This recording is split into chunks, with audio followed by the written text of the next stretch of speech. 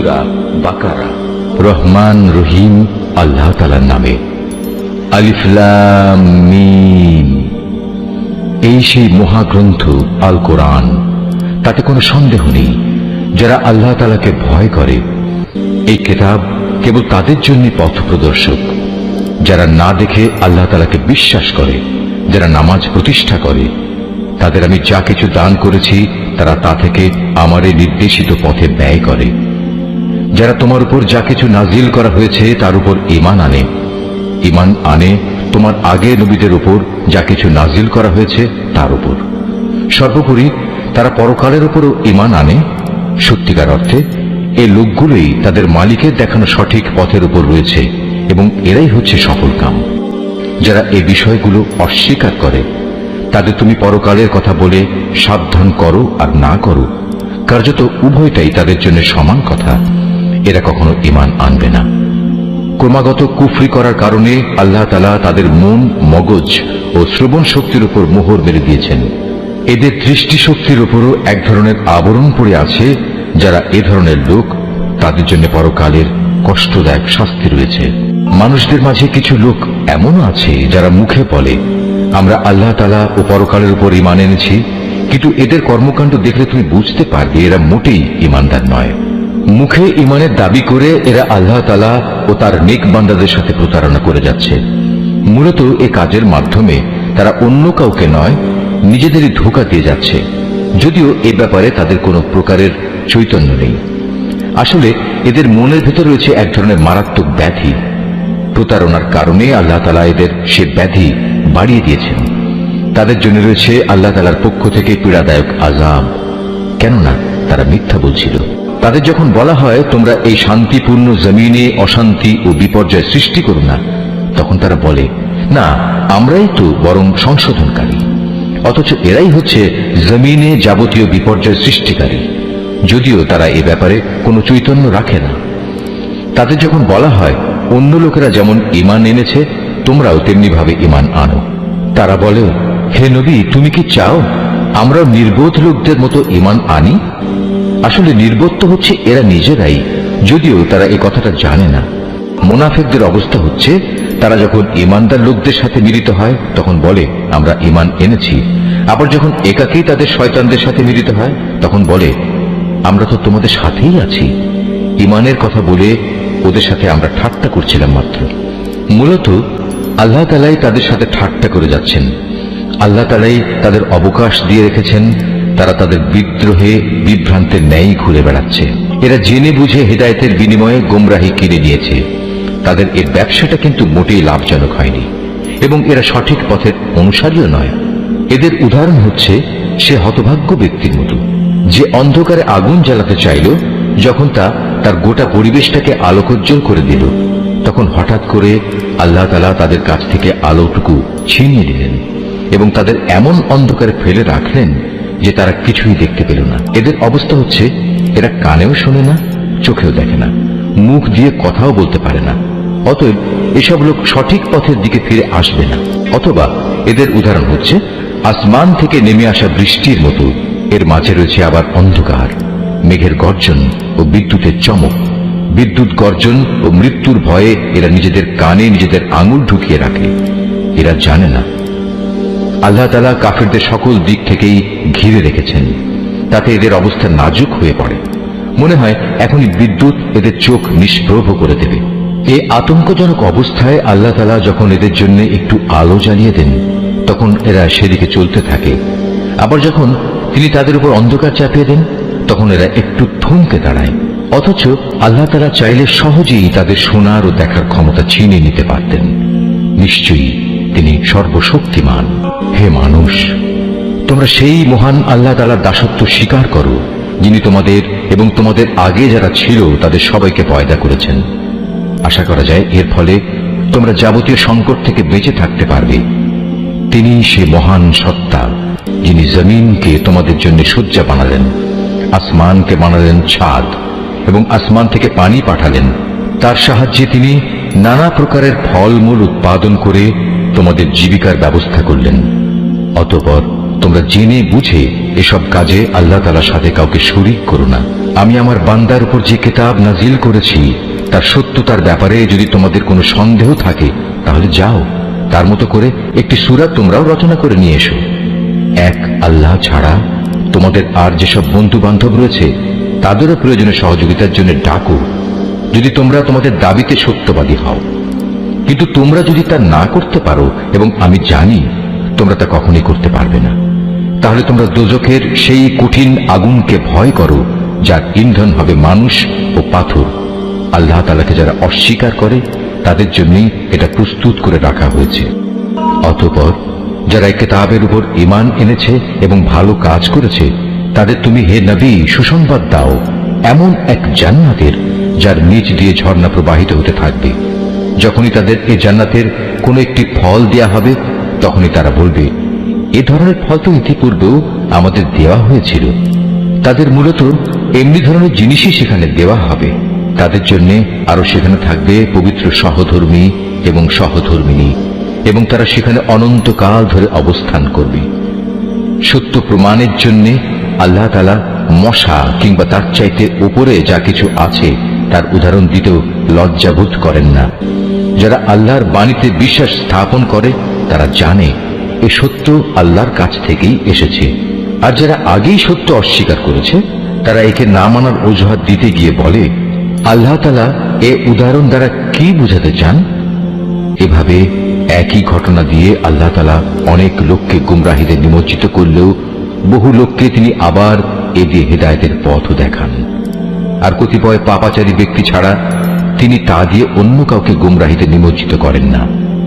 এরা হচ্ছে সেসব লোক যারা আল্লাহর ফরমান মেনে চলার প্রতিশ্রুতি দেওয়ার পর তা ভঙ্গ করে। ব্যক্তি ও সমাজ জীবনে আল্লাহ তাআলা যেসব সম্পর্কের ভিত মজবুত করতে বলেছেন তা তারা ছিন্ন করে। সর্বোপরি জমিনে অহেতুক বিপর্যয় সৃষ্টি করে। এরাই হচ্ছে আসল ক্ষতিগ্রস্ত। তোমরা আল্লাহকে কিভাবে অস্বীকার করবে? অথচ তোমরা প্রথম দিকে ছিলে মৃত। তিনি তোমাদের জীবন দিয়েছেন, পুনরায় তিনি তোমাদের মৃত্যু দেবেন। অতঃপর সর্বশেষে তিনি আবার তোমাদের জীবন দান করবেন, এবং এভাবেই তোমাদের একদিন তার কাছে ফিরে যেতে হবে। তিনি সেই মহান সত্তা যিনি এ পৃথিবীর সব কিছু তোমাদের ব্যবহারের জন্য তৈরি করেছেন। অতঃপর তিনি আসমানের দিকে মনোনিবেশ করলেন এবং তাকে 7 আসমানে বিন্যস্ত করলেন। তিনি সবকিছু সম্পর্কেই সম্যক অবগত আছে। হে নবী, স্মরণ করো যখন তোমার মালিক তাঁর ফেরেশতাদের সম্বোধন করে বললেন, আমি পৃথিবীতে আমার খলিফা বানাতে চাই। তারা বলল, তুমি কি এমন কাউকে খলিফা বানাতে চাও যে তোমার জমিনে বিশৃঙ্খলা ও বিপর্যয় সৃষ্টি করবে এবং স্বার্থের জন্য তারা রক্তপাত করবে? আমরাই তো তোমার প্রশংসা সহকারে তোমার তাসবিহ পড়ছি এবং প্রতিনিয়ত তোমার পবিত্রতা বর্ণনা করছি। আল্লাহ তাআলা বললেন, আমি যা জানি তোমরা তা জানো না। আল্লাহ তাআলা অতঃপর তাঁর খলিফা আদমকে প্রয়োজনীয় সব জিনিসের নাম শিখিয়ে দিলেন। পরে তিনি সেগুলো ফেরেশতাদের কাছে পেশ করে বললেন, তোমাদের আশঙ্কার ব্যাপারে তোমরা যদি সত্যবাদী হও তাহলে তোমরা আমাকে এর নামগুলো বলো তো। ফেরেশতারা বলল, হে আল্লাহ তাআলা, তুমি পবিত্র, আমাদের তো এর বাইরে আর কিছুই জানা নেই যা তুমি আমাদের শিক্ষা দিয়েছ। তুমিই একমাত্র জ্ঞানী, একমাত্র কুশলী। আল্লাহ তাআলা এবার আদমকে বললেন, তুমি ফেরেশতাদের সে নামগুলো বলে দাও। অতএব আদম আল্লাহর নির্দেশে ফেরেশতাদের সামনে নামগুলো যখন সুন্দরভাবে বলে দিল, তখন আল্লাহ তাআলা বললেন, আমি কি তোমাদের বলিনি যে আমি আসমান সমূহ ও জমিনের যাবতীয় গোপন বস্তু জানি, এবং তোমরা যা কিছু প্রকাশ করো আর যা কিছু গোপন করো আমি তাও ভালোভাবে জানি। আল্লাহ তাআলা যখন ফেরেশতাদের বললেন, তোমরা সম্মানের প্রতীক হিসেবে আদমের জন্য সাজদা করো, অতঃপর তারা আল্লাহর আদেশে আদমের সামনে সাজদা অবনত হল, শুধু ইবলিস ছাড়া। সে সাজদা করতে অস্বীকার করল এবং অহংকার করল। অতঃপর সে নাফরমানদের দলে শামিল হয়ে গেল। আমি বললাম, হে আদম, তুমি এবং তোমার স্ত্রী পরম সুখে এই বেহেশতে বসবাস করতে থাকো, এবং এই নিয়ামত থেকে যা তোমাদের মন চায় তাই তোমরা স্বাচ্ছন্দ্যের সাথে আহার করো। তবে এই গাছটির পাশেও যেও না, অন্যথায় তোমরা দুজনই সীমা লঙ্ঘনকারীদের মধ্যে শামিল হয়ে যাবে। কিন্তু শয়তান শেষ পর্যন্ত সেখান থেকে তাদের উভয়ের পদস্খলন ঘটালো। তারা উভয়ে বেহেশতের যেখানে ছিল সেখান থেকে সে তাদের বের করেই ছাড়ল। আর আমি তাদের বললাম, তোমরা একজন আরেকজনের দুশমন হিসেবে এখান থেকে নেমে পড়ো। তোমাদের পরবর্তী বাসস্থান হবে পৃথিবী। সেখানে একটি নির্দিষ্ট সময় পর্যন্ত তোমাদের জন্য জীবনের যাবতীয় উপকরণ থাকবে। অতঃপর আদম তার মালিকের কাছ থেকে হেদায়েত সম্বলিত কিছু বাণী পেল। আল্লাহ তাআলা তার উপর ক্ষমা পরবশ হলেন। অবশ্যই তিনি বড় মেহেরবান ও ক্ষমাশীল। আমি তাদের বললাম, তোমরা সবাই এবার এখান থেকে নেমে যাও। তবে যেখানে যাবে অবশ্যই সেখানে আমার পক্ষ থেকে তোমাদের কাছে জীবন বিধান সম্পর্কিত হেদায়েত আসবে। অতঃপর যে আমার সেই বিধান মেনে চলবে তার কোনো ভয় নেই, তাদের কোনো প্রকার উৎকণ্ঠিত হতে হবে না। আর যারা আমার বিধান অস্বীকার করবে এবং আমার আয়াতসমূহ মিথ্যা প্রতিপন্ন করে লাগামহীন জীবন যাপন করবে, তারা অবশ্যই জাহান্নামের বাসিন্দা হবে। তারা সেখানে চিরদিন থাকবে। হে বনী ইসরাইল জাতি, তোমাদের উপর আমি যেসব নিয়ামত দিয়েছি তোমরা সেগুলো স্মরণ করো। আমার আনুগত্যের প্রতিশ্রুতি তোমরা পূর্ণ করো।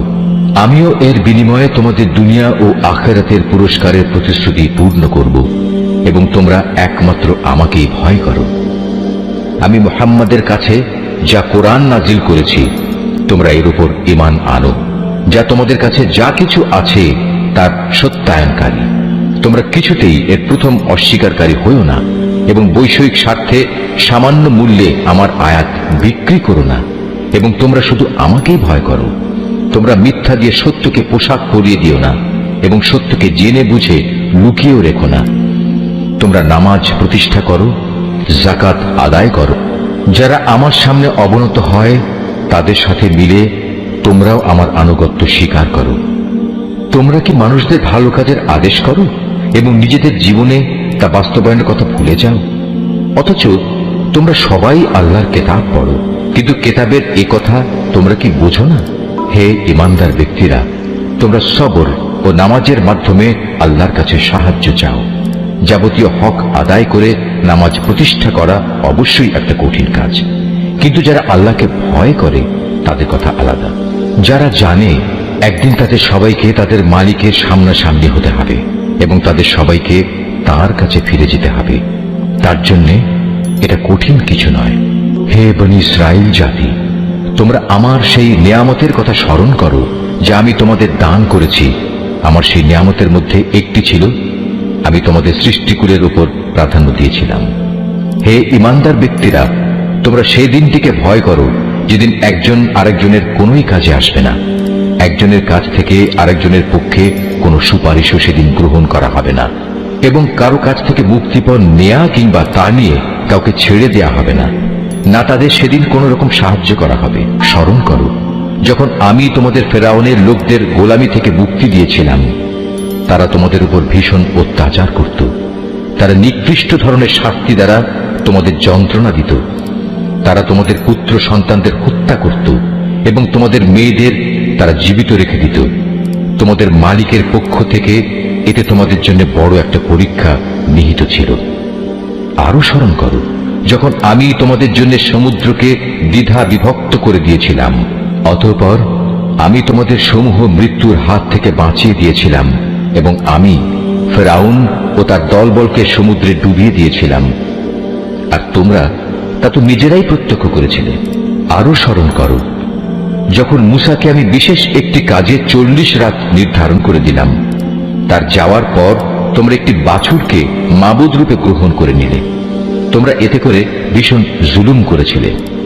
অতঃপর এ অপরাধ সত্ত্বেও আমি পুনরায় তোমাদের ক্ষমা করে দিয়েছি এই আশায় যে তোমরা আমার কৃতজ্ঞতা আদায় করবে।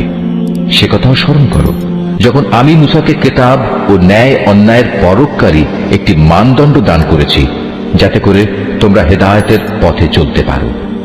আরো স্মরণ করো মুসা যখন তার নিজ লোকদের কাছে এসে বলল, হে আমার জাতি, তোমরা আমার অবর্তমানে বাছুরকে মাবুদ হিসেবে গ্রহণ করে যে বড় রকমের জুলুম করেছ, তার জন্য অবিলম্বে আল্লাহর দরবারে তওবা করো এবং তোমরা তোমাদের নিজেদের শিরকে অভিশপ্ত নফস সমূহকে হত্যা করো। এর মাঝেই আল্লাহর কাছে তোমাদের জন্য কল্যাণ রয়েছে। অতঃপর আল্লাহ তাআলা তোমাদের উপর ক্ষমা পরবশ হবেন, কারণ তিনি বড়ই ক্ষমাশীল ও অনুগ্রহকারী। তোমরা যখন বলেছিলে, হে মুসা, আমরা আল্লাহকে প্রত্যক্ষভাবে না দেখলে কখনো তার উপর ঈমান আনব না। তখন এ ধৃষ্টতার শাস্তি হিসেবে মুহূর্তের মধ্যেই বজ্রের মতো এক গজব তোমাদের উপর নিপতিত হল, আর তোমরা তার দিকে চেয়েই থাকলে, কিছুই করতে পারলে না। অতঃপর এই ধ্বংসকর মৃত্যুর পর তোমাদের আমি পুনরায় জীবন দান করলাম, যাতে করে তোমরা আমার কৃতজ্ঞতা আদায় করতে পারো। আমি তোমাদের উপর মেঘের ছায়া দান করেছিলাম, মান এবং সালবা নামক খাবারও তোমাদের জন্য পাঠিয়েছিলাম। আমি তোমাদের বলেছিলাম সেসব পবিত্র খাবার খাও যা আমি তোমাদের দিয়েছি, তা তোমরা উপভোগ করো। নিয়ামত অবজ্ঞা করে তারা আমার উপর কোনো অবিচার করেনি, বরং এর দ্বারা তারা নিজেরাই নিজেদের উপর জুলুম করেছে। স্মরণ করো, আমি যখন তোমাদের বলেছিলাম তোমরা এই জনপদে ঢুকে পড়ো এবং তোমরা তার যেখান থেকেই ইচ্ছা স্বাচ্ছন্দ্যে আহার করো, দম্ভ সহকারে প্রবেশ না করে মাথা নত করে ঢুকো। তোমরা ক্ষমার কথা বলবে, আমিও তোমাদের ভুল ত্রুটি সমূহ ক্ষমা করে দেব, এবং যারা ভালো কাজ করে আমি এভাবেই তাদের পাওনার অঙ্ক বাড়িয়ে দেই। সুস্পষ্ট হেদায়েত সত্ত্বেও অতঃপর জালিমরা এমন কিছু ব্যাপার রদবদল করে ফেলল যা না করার জন্যই তাদের বলা হয়েছিল। আমিও এরপর যারা জুলুম করল তাদের উপর আসমান থেকে গজব নাজিল করলাম। মূলত এটা ছিল তাদের গুনার ফল। যখন মুসা আমার কাছে তার জাতির লোকদের জন্য পানি চাইল, আমি তাকে বললাম, তোমার হাতের লাঠি দিয়ে তুমি এই পাথরে আঘাত করো। আঘাত করা মাত্রই সে পাথর থেকে 12টি পানির নহর উৎপন্ন হয়ে গেল। প্রত্যেক গোত্রই নিজ নিজ পানির ঘাট চিনে নিল। আমি বললাম, আল্লাহর দেয়া রিজিক থেকে তোমরা পানাহার করো, তবে আমার জমিনে বিপর্যয় সৃষ্টি করে বেরিও না। স্মরণ করো, তোমরা যখন মুসাকে বলেছিলে, হে মুসা, প্রতিদিন একই ধরনের খাবারের উপর আমরা কিছুতেই আর ধৈর্য ধরতে পারবো না। তুমি তোমার মালিকের কাছে বলো যেন তিনি কিছু ভূমিজাত দ্রব্য, তরিতরকারি, পেঁয়াজ, রসুন, ভুট্টা, ডাল উৎপাদন করেন। সে বলল, তোমরা কি আল্লাহর পাঠানো এই উৎকৃষ্ট জিনিসের সাথে একটি তুচ্ছ ধরনের জিনিসকে বদলে দিতে চাও? যদি তাই হয় তাহলে তোমরা অন্য কোনো শহরে সরে পড়ো, যেখানে তোমাদের এসব জিনিস যা তোমরা চাইবে তা অবশ্যই পাওয়া যাবে। আল্লাহ তাআলার আদেশ অমান্য করার ফলে শেষ পর্যন্ত অপমান ও দারিদ্র্য তাদের উপর ছেয়ে গেল। আল্লাহর গজব দ্বারা তারা আক্রান্ত হয়ে গেল। এটা এ কারণে যে এরা ক্রমাগত আল্লাহর আয়াতকে অস্বীকার করতে থাকলো এবং আল্লাহর নবীদের অন্যায়ভাবে হত্যা করতে থাকলো। আর এসব কিছু এজন্যই ছিল যে তারা আল্লাহর সাথে নাফরমানি ও সীমা লঙ্ঘন করছিল। যারা ঈমান আনে, তারা খ্রিস্টান হোক, ইহুদি হোক কিংবা সাবি হোক, তারাই হবে মুসলমান। এদের যে কেউ আল্লাহর উপর ঈমান আনবে পরকালের উপর এবং যথার্থ ভালো কাজ করবে, তাদের জন্য তাদের মালিকের কাছে পুরস্কার রয়েছে, এবং এসব লোকের যেমন কোনো ভয় নেই, তেমনি তারা চিন্তিত হবে না।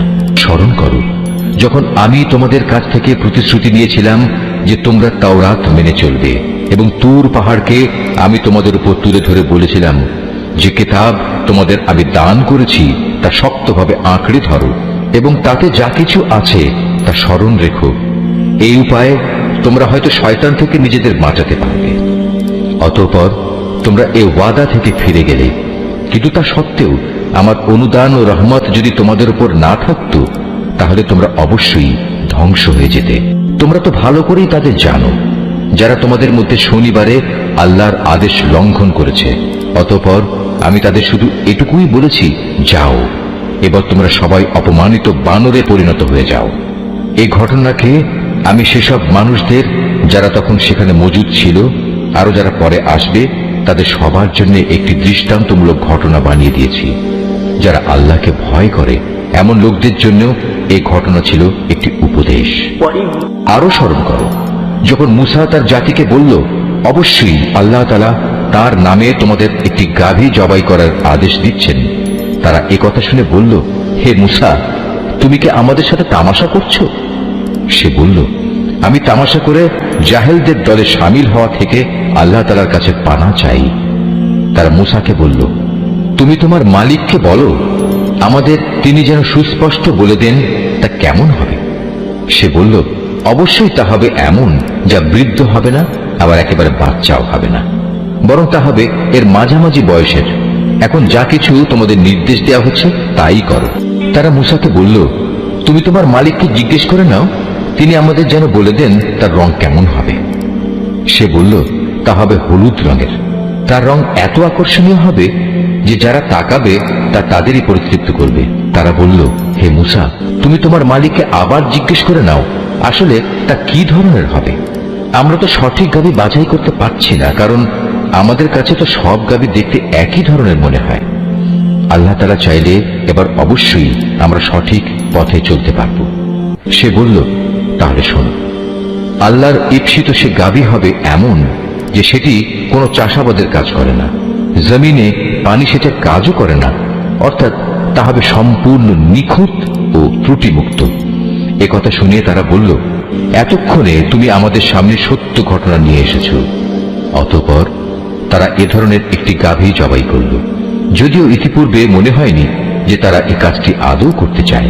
স্মরণ করো, যখন তোমরা একজন লোককে হত্যা করেছিলে, অতঃপর সে ব্যাপারে তোমরা একে অপরের উপর হত্যার অভিযোগ আরোপ করতে শুরু করলে, অথচ আল্লাহ তাআলা সেই বিষয়ই মানুষের সামনে বের করে আনতে চাইলেন যা তোমরা লুকোবার চেষ্টা করেছিলে। হত্যাকারীকে খুঁজে বের করার জন্য আমি তোমাদের বললাম, কোরবানি করা সেই গাভীর শরীরের একাংশ দিয়ে তোমরা একে মৃদু আঘাত করো। এভাবেই আল্লাহ তাআলা মৃত ব্যক্তিকে জীবন দান করবেন এবং এ ধরনের অলৌকিক ঘটনা দ্বারা তিনি তোমাদের কাছে তার জ্ঞানের নিদর্শনসমূহ তুলে ধরেন। আশা করা যায় তোমরা এর মাধ্যমে সত্য অনুধাবন করবে। কিন্তু এত বড় একটি নিদর্শন সত্ত্বেও অতঃপর তোমাদের মন কঠিন হয়ে গেল, এমন কঠিন যেন তা শক্ত পাথর, বরং মাঝে মাঝে মনে হয় পাথরের চেয়েও বুঝি তা বেশি কঠিন। কেননা কিছু পাথর এমন আছে যা থেকে মাঝে মাঝে ঝর্ণাধারা নির্গত হয়, আবার কোনো কোনো সময় তা বিদীর্ণ হয়ে ফেটেও যায় এবং তা থেকে পানির ফোয়ারাও বেরিয়ে আসে। অবশ্য এর মধ্যে থেকে এমন কিছু পাথর আছে যা আল্লাহর ভয়ে ধসে পড়ে। আল্লাহ তাআলা তোমাদের কার্যকলাপ সম্পর্কে মোটেই গাফেল নন। হে ঈমানদার লোকেরা, এরপরেও তোমরা কি এই আশা পোষণ করো যে এরা তোমাদের সাথে তোমাদের দ্বীনের জন্য ঈমান আনবে? অথচ এদের একাংশ যুগ যুগ ধরে আল্লাহর কিতাব শুনে আসছে, অতঃপর তারা তাকে বিকৃত করছে, অথচ এরা ভালো করেই তা জানে। এদের অবস্থা হচ্ছে, এরা যখন ঈমানদারদের সাথে সাক্ষাৎ করে তখন বলে, আমরা ঈমান এনেছি, কিন্তু এরাই আবার যখন গোপনে একে অপরের সাথে মিলিত হয় তখন বলে, তোমরা কি মুসলমানদের কাছে সেসব কথা প্রকাশ করে দাও যা আল্লাহ তাআলা মুহাম্মদের নবুয়ত সম্পর্কে আগেই তাওরাতে তোমাদের উপর ব্যক্ত করেছেন? খবরদার, তোমরা এমনটি কখনো করো না। তাহলে তারা একদিন তোমাদের মালিকের সামনে এটা দিয়েই তোমাদের বিরুদ্ধে সাক্ষ্য উত্থাপন করবে। তোমরা কি এটুকু কথাও বুঝতে পারো না? এরা কি জানে না আল্লাহর কিতাবে যা কিছু এরা গোপন করে, আবার নিজেদের স্বার্থে তারা যা প্রকাশ করে তা সবই আল্লাহ তাআলা জানেন।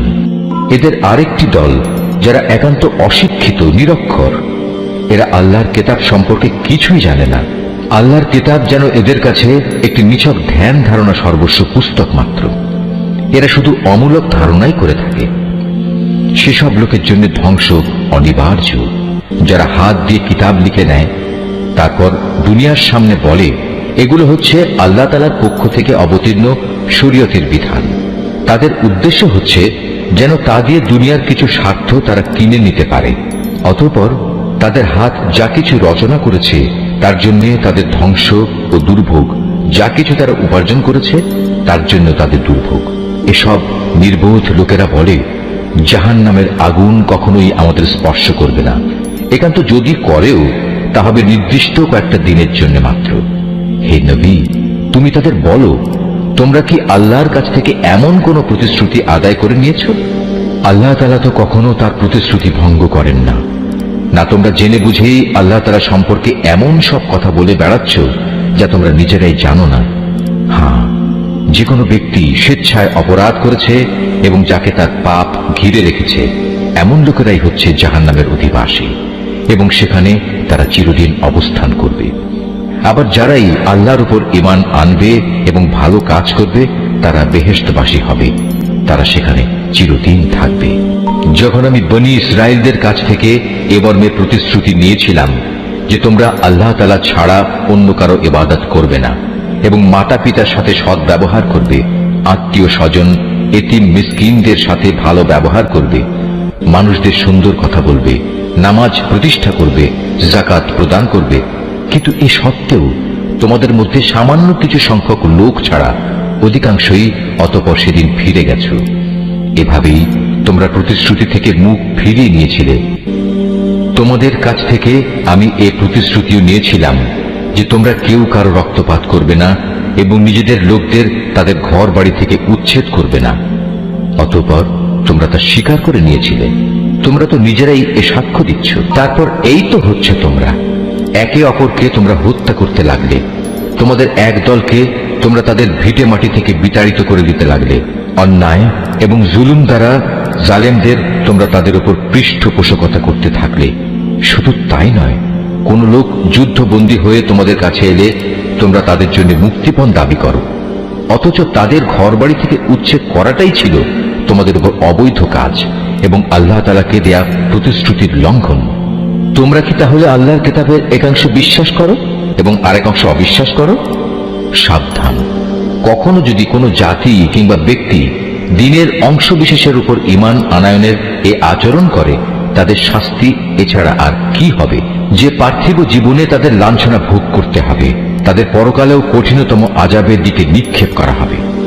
তোমরা প্রতিনিয়ত যা করছো, আল্লাহ তাআলা সে সব কিছু থেকে মোটেও উদাসীন নন। বস্তুত এই লোকেরা আখিরাতের স্থায়ী জীবনের বিনিময়ে দুনিয়ার অস্থায়ী জীবন খরিদ করে নিয়েছে। এরা যেহেতু আযাব বিশ্বাসই করেনি, তাই আল্লাহ তাআলার পক্ষ থেকে তাদের আযাব কিঞ্চিত পরিমাণ হালকা করা হবে না, আর না তাদের কোনো দিক থেকে কোন রকম সাহায্য করা হবে। আমি মূসাকে কিতাব দিয়েছি, তারপর একে একে আমি আরো অনেক নবী পাঠিয়েছি এবং বাপ ছাড়া সন্তান পয়দা হওয়ার মতো সুস্পষ্ট নিদর্শন দিয়ে আমি মরিয়ম পুত্র ঈসাকে পাঠিয়েছি এবং আমার পাঠানো বাণী ও পবিত্র আত্মার মাধ্যমে তাকে আমি সাহায্য করেছি। অথচ যখনই তোমাদের কাছে আল্লাহর কোনো নবী আসত, তোমাদের মনোপুত না হলে তোমরা অহংকারের বশবর্তী হয়ে তাদের অস্বীকার করেছ। তাদের কাউকে তোমরা মিথ্যাবাদী বলেছ, আবার তাদের একদলকে তোমরা হত্যাও করেছ। তারা বলে, হিদায়াতের জন্য আমাদের মন ও তার দরজা বন্ধ হয়ে আছে। আসলে আল্লাহ তাআলাকে তাদের ক্রমাগত অস্বীকার করার কারণে তিনি তাদের উপর অভিসম্পাত করেছেন।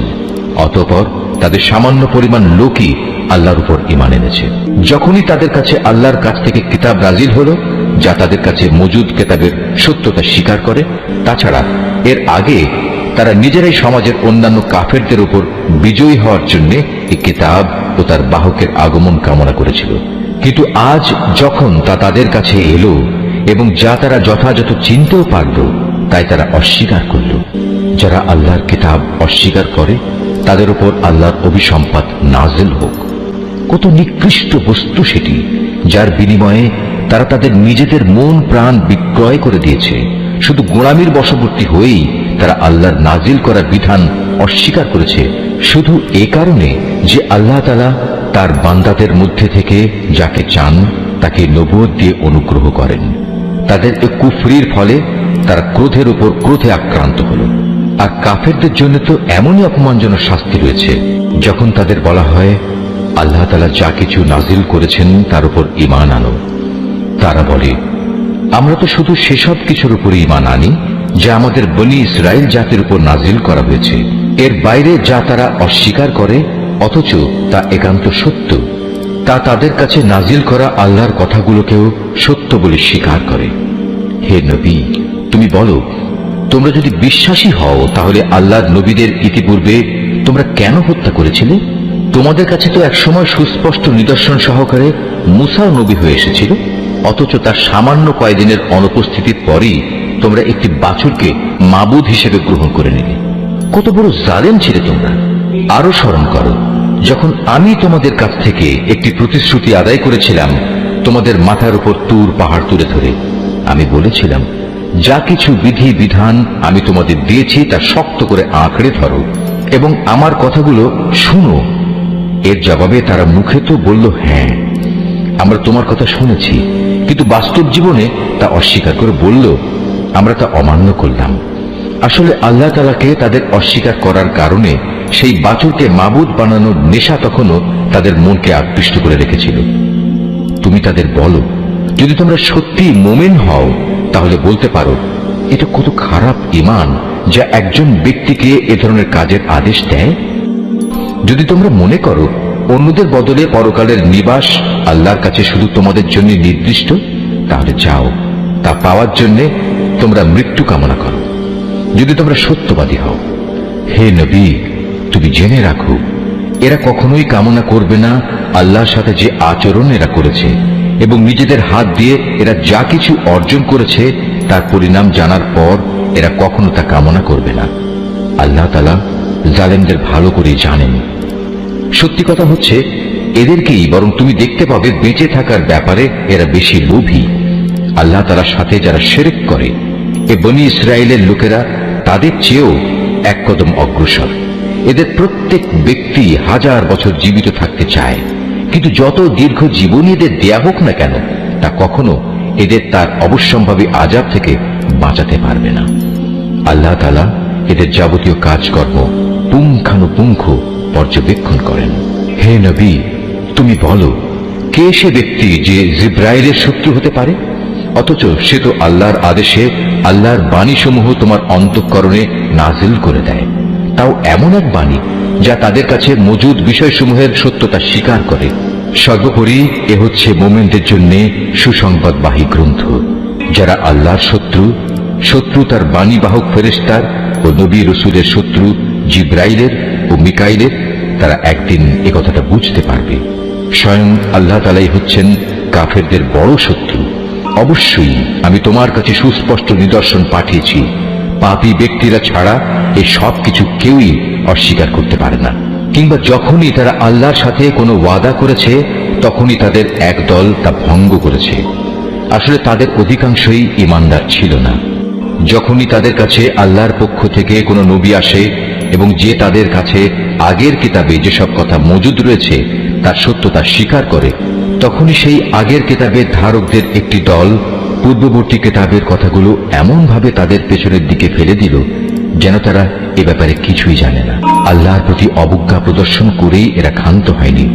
জাদু মন্ত্রের এমন কিছু জিনিসও এরা অনুসরণ করতে শুরু করল যা শয়তান কর্তৃক সুলাইমান নবীর রাজত্বের সময়ে সমাজে চালু করা হয়েছিল। সত্য কথা হচ্ছে, সুলাইমান কখনো জাদুকে আল্লাহ বিরোধী কাজে ব্যবহার করে আল্লাহকে অস্বীকার করেনি। আল্লাহকে তো অস্বীকার করেছে সেসব অভিশপ্ত শয়তান যারা মানুষকে জাদুমন্ত্র শিক্ষা দিয়েছে। জাদু পাগল মানুষদের পরীক্ষার উদ্দেশ্যে আল্লাহ তাআলা হারুত মারুত নামে যে দুজন ফেরেশতাকে ব্যাবিলনে পাঠিয়েছেন, আল্লাহর সেই দুজন ফেরেশতা কাউকে যখনই এ বিষয়ের শিক্ষা দিত, প্রথমেই তারা এ কথাটা তাদের বলে দিত, আমরা তো হচ্ছি আল্লাহর পরীক্ষা মাত্র। অতএব কোনো অবস্থায় তুমি এ বিদ্যা দিয়ে আল্লাহ তাআলাকে অস্বীকার করো না। এ সত্ত্বেও তারা তাদের কাছ থেকে এমন কিছু বিদ্যা শিখে নিয়েছিল যা দিয়ে এরা স্বামী স্ত্রীর মাঝে বিচ্ছেদের সৃষ্টি করত। যদিও আল্লাহর ইচ্ছা ছাড়া কোনো দিনই কেউ কারো সামান্যতম ক্ষতিও সাধন করতে পারবে না। তারা মূলত এমন কিছু শেখে যা তাদের কোনো উপকার যেমন করতে পারে না, তেমনি তা তাদের কোনো ক্ষতিও করতে পারে না। তারা যদি জানত শ্রম ও অর্থ দিয়ে যা তারা কিনে নিয়েছে পরকালে তার কোনো মূল্য নেই, তারা নিজেদের জীবনের পরিবর্তে যা ক্রয় করে নিয়েছে তা সত্যি নিকৃষ্ট। কত ভালো হতো যদি তারা কথাটা জানত। তারা যদি আল্লাহর উপর ঈমান আনত এবং তাঁকেই ভয় করত, তাহলে আল্লাহর পক্ষ থেকে তারা উৎকৃষ্টতম পুরস্কার পেত। কত ভালো হতো যদি তারা এটা অনুধাবন করত।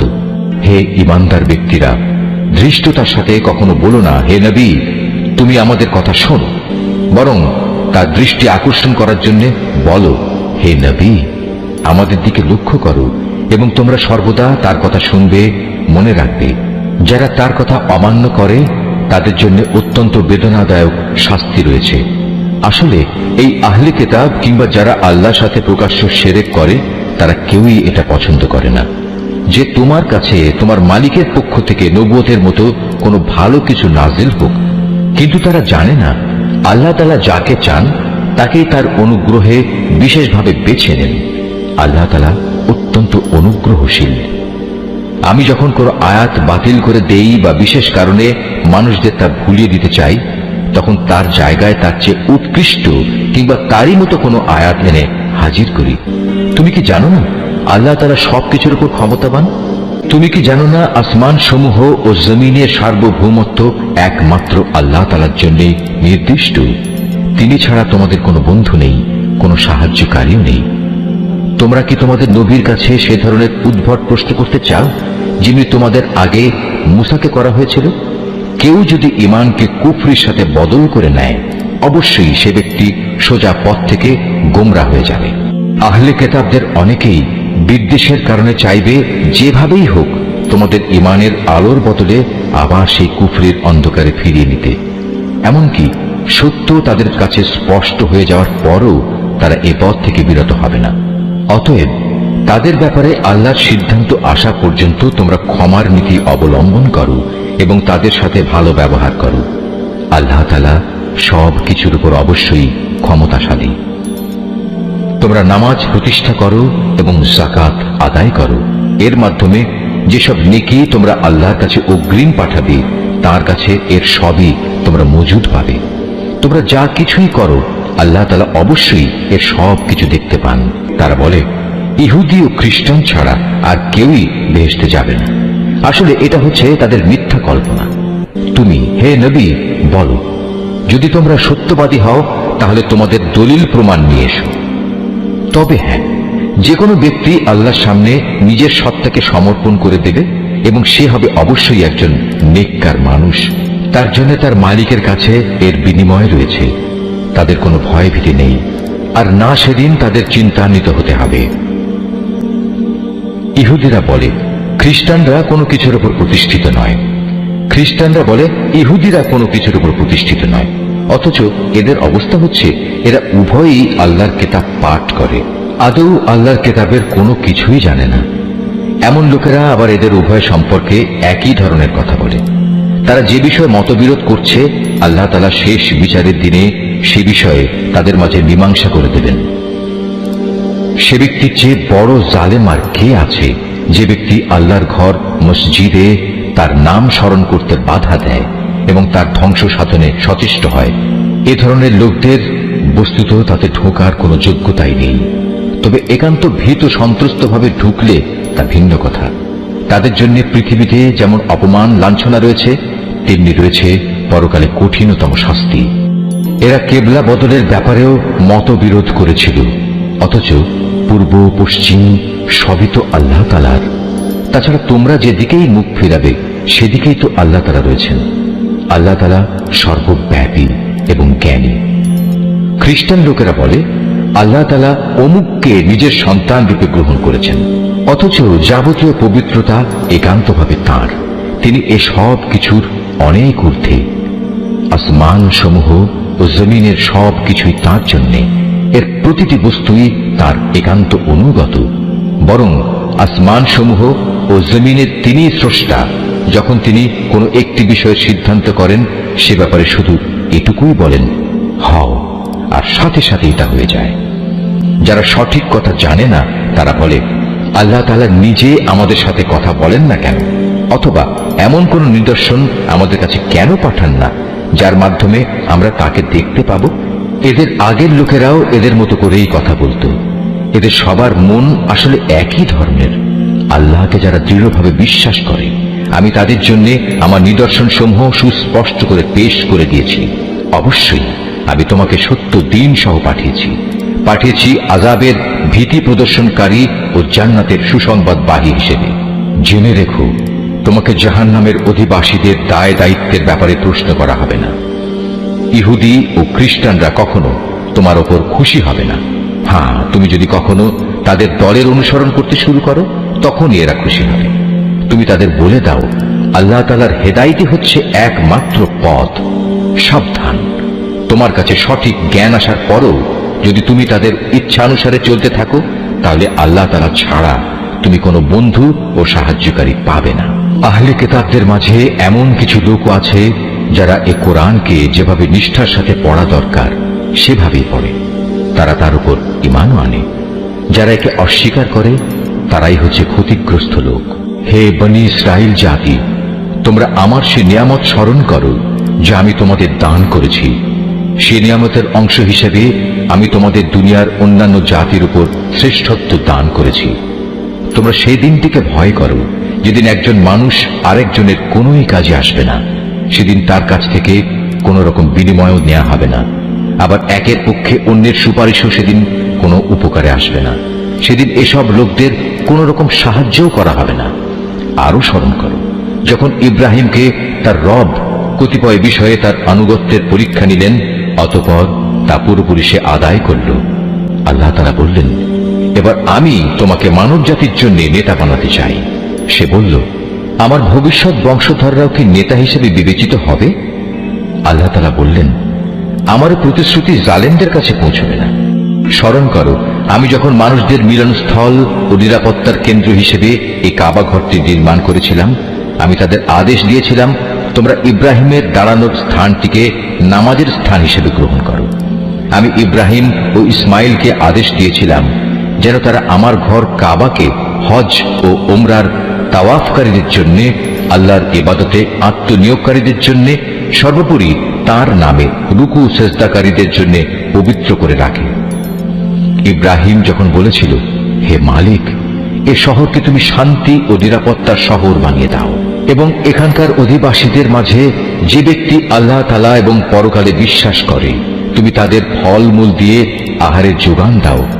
আল্লাহ তাআলা বললেন, হ্যাঁ, যে ব্যক্তি আমাকে অস্বীকার করবে তাকেও আমি অল্প কয়েকদিন জীবনের উপায় উপকরণ সরবরাহ করতে থাকব। অতঃপর অচিরেই আমি তাদের আগুনের আযাব ভোগ করতে বাধ্য করব, যা সত্যি বড় নিকৃষ্টতম স্থান। ইব্রাহিম ও ইসমাইল যখন এই ঘরের ভিত্তি উঠাচ্ছিল, তখন তারা আল্লাহর কাছে দোয়া করল, হে আমাদের মালিক, আমরা যে উদ্দেশ্যে এই ঘর নির্মাণ করেছি তা তুমি আমাদের কাছ থেকে কবুল করো। একমাত্র তুমি সবকিছু জানো এবং সবকিছু শোনো।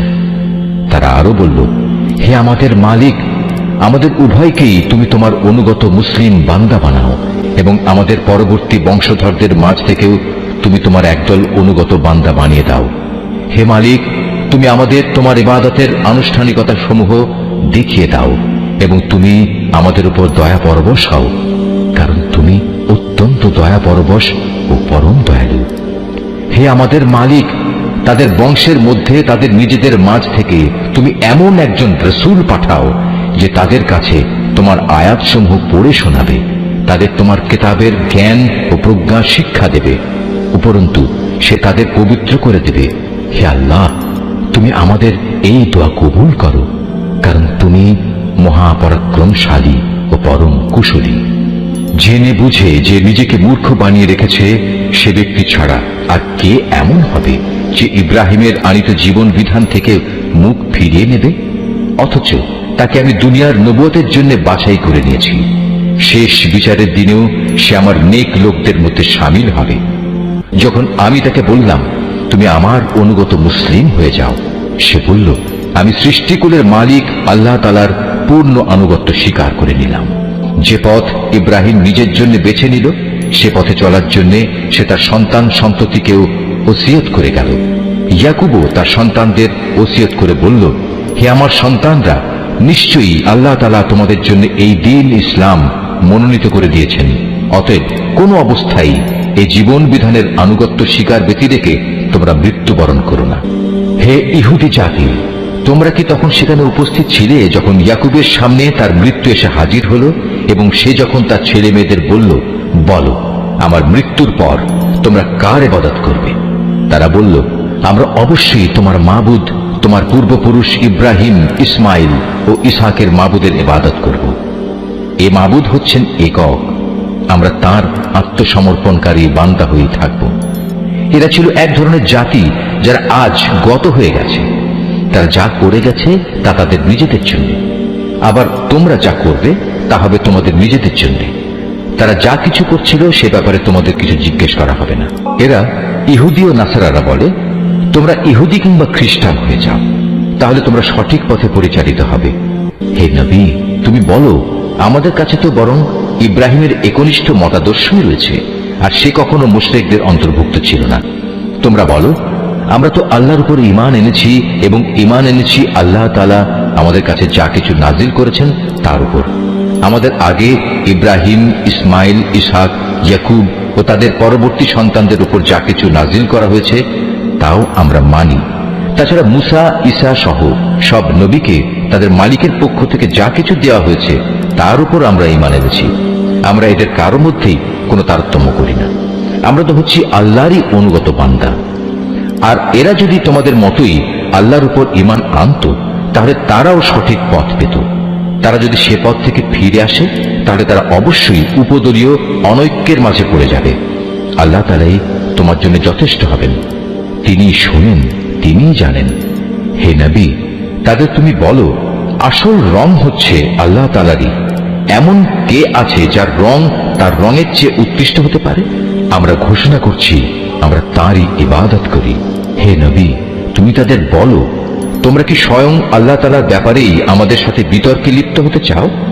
অথচ তিনি যেমন আমাদের মালিক, তেমনি তিনি তোমাদেরও মালিক। আমাদের কাজ আমাদের জন্য, আর তোমাদের কাজ তোমাদের জন্য। আমরা তার আনুগত্যের ব্যাপারে সবাই হচ্ছি নিষ্ঠাবান। অথবা তোমরা কি একথা বলতে চাও যে ইব্রাহিম, ইসমাইল, ইসহাক, ইয়াকুব ও তাদের বংশধররা সবাই ছিল ইহুদি কিংবা খ্রিস্টান? হে নবী, তুমি বলে দাও, এ ব্যাপারে তোমরা বেশি জানো না আল্লাহ তাআলা বেশি জানেন? যদি কোনো ব্যক্তি তার কাছে মজুদ আল্লাহর কাছ থেকে আগত সাক্ষ্য প্রমাণ গোপন করে, তাহলে তার চেয়ে বড় জালেম আর কে হতে পারে? আল্লাহ তাআলা তোমাদের কাজকর্মের ব্যাপারে মোটেই গাফেল নন। এরাও ছিল এক ধরনের সম্প্রদায় যারা আজ গত হয়ে গেছে। তারা যা করে গেছে তা তাদের জন্য, আর তোমাদের কর্মফল হবে তোমাদের জন্য। তারা যা কিছু করছিল সে ব্যাপারে তোমাদের কিছু জিজ্ঞাসা করা হবে না। কেবলা বদলের ব্যাপারে মানুষদের ভেতর থেকে কিছু মূর্খ লোক অচিরেই বলতে শুরু করবে, এ কি হলো? এতদিন যে কেবলার উপর তারা প্রতিষ্ঠিত ছিল, আজ কিসে তাদের সেদিক থেকে ফিরিয়ে দিল? হে নবী, তুমি তাদের বলে দাও, পূর্ব পশ্চিম সবই আল্লাহ তাআলার জন্য। আল্লাহ তাআলা যাকে ইচ্ছা তাকে সঠিক পথে পরিচালিত করেন। এভাবেই আমি তোমাদের এক মধ্যপন্থী মানব দলে পরিণত করেছি, যেন তোমরা দুনিয়ার অন্যান্য মানুষদের উপর হেদায়েতের সাক্ষী হয়ে থাকতে পারো, এবং একইভাবে রসুলও তোমাদের উপর সাক্ষী হয়ে থাকতে পারে। যে কেবলার উপর তোমরা এতদিন প্রতিষ্ঠিত ছিলে, আমি তা এই উদ্দেশ্যেই নির্ধারণ করেছিলাম, যাতে করে আমি এ কথাটা জেনে নিতে পারি যে তোমাদের মধ্যে কে রসুলের অনুসরণ করে আর কে তার কথা থেকে ফিরে যায়। তাদের উপর এটা ছিল কঠিন পরীক্ষা। অবশ্য আল্লাহ তাআলা যাদের হেদায়েত দান করেছেন তাদের কথা আলাদা। আল্লাহ তাআলা কখনো তোমাদের ঈমান বিনষ্ট করবেন না। অবশ্যই আল্লাহ তাআলা মানুষদের সাথে বড় দয়ালু ও একান্ত মেহেরবান। কেবলা পরিবর্তনের জন্য তুমি আকাশের দিকে তাকিয়ে যেভাবে আমার আদেশের অপেক্ষায় থাকতে, তা আমি অবশ্যই দেখতে পেয়েছি। তাই আমি তোমার পছন্দ মতো দিককে কেবলা বানিয়ে দিচ্ছি। এখন থেকে তোমরা এই মর্যাদা সম্পন্ন মসজিদের দিকে ফিরে নামাজ আদায় করতে থাকবে। তোমরা যেখানেই থাকো না কেন, তোমাদের মুখমণ্ডল সেদিকে ফিরিয়ে দেবে। এসব লোক যাদের কাছে আগেই কিতাব নাজিল করা হয়েছিল, তারা ভালো করেই জানো। এ ব্যাপারটা তোমার মালিকের পক্ষ থেকে আসা সম্পূর্ণ একটি সত্য ঘটনা। এ সত্ত্বেও তারা যে আচরণ করে যাচ্ছে, আল্লাহ তাআলা তা থেকে মোটেই অনবহিত নন। যাদের ইতিপূর্বে কিতাব দান করা হয়েছে, তাদের সামনে যদি তুমি দুনিয়ার সব কয়টি প্রমাণও এনে হাজির করো, তারপরেও এরা তোমার কেবলার অনুসরণ করবে না, আর এরপর তুমিও তাদের কেবলার অনুসরণকারী হতে পারো না। তাছাড়া এদের এক দলও তো আরেক দলের কেবলার অনুসরণ করে না। আমার পক্ষ থেকে এই জ্ঞান তোমাদের কাছে পৌঁছার পর তুমি যদি তাদের ইচ্ছা আকাঙ্ক্ষার অনুসরণ করো, তাহলে অবশ্যই তুমি জালেমদের দলে শামিল হয়ে যাবে। যাদের আমি কিতাব দান করেছি, এরা তাকে এত ভালো করে চেনে যেমনি এরা চেনে আপন ছেলেদের। এদের একদল সত্য গোপন করার চেষ্টা করছে, অথচ এরা তো সবকিছু জানে। হে নবী, তুমি তাদের বলো, তোমার মালিকের পক্ষ থেকে এ হচ্ছে একমাত্র সত্য। সুতরাং কোন অবস্থায় তোমরা সন্দেহ পোষণকারীদের দলে শামিল হও না। প্রত্যেক জাতির জন্য ইবাদতের একটা দিক নির্দিষ্ট থাকে, যেদিকে সে জাতি মুখ করে দাঁড়ায়।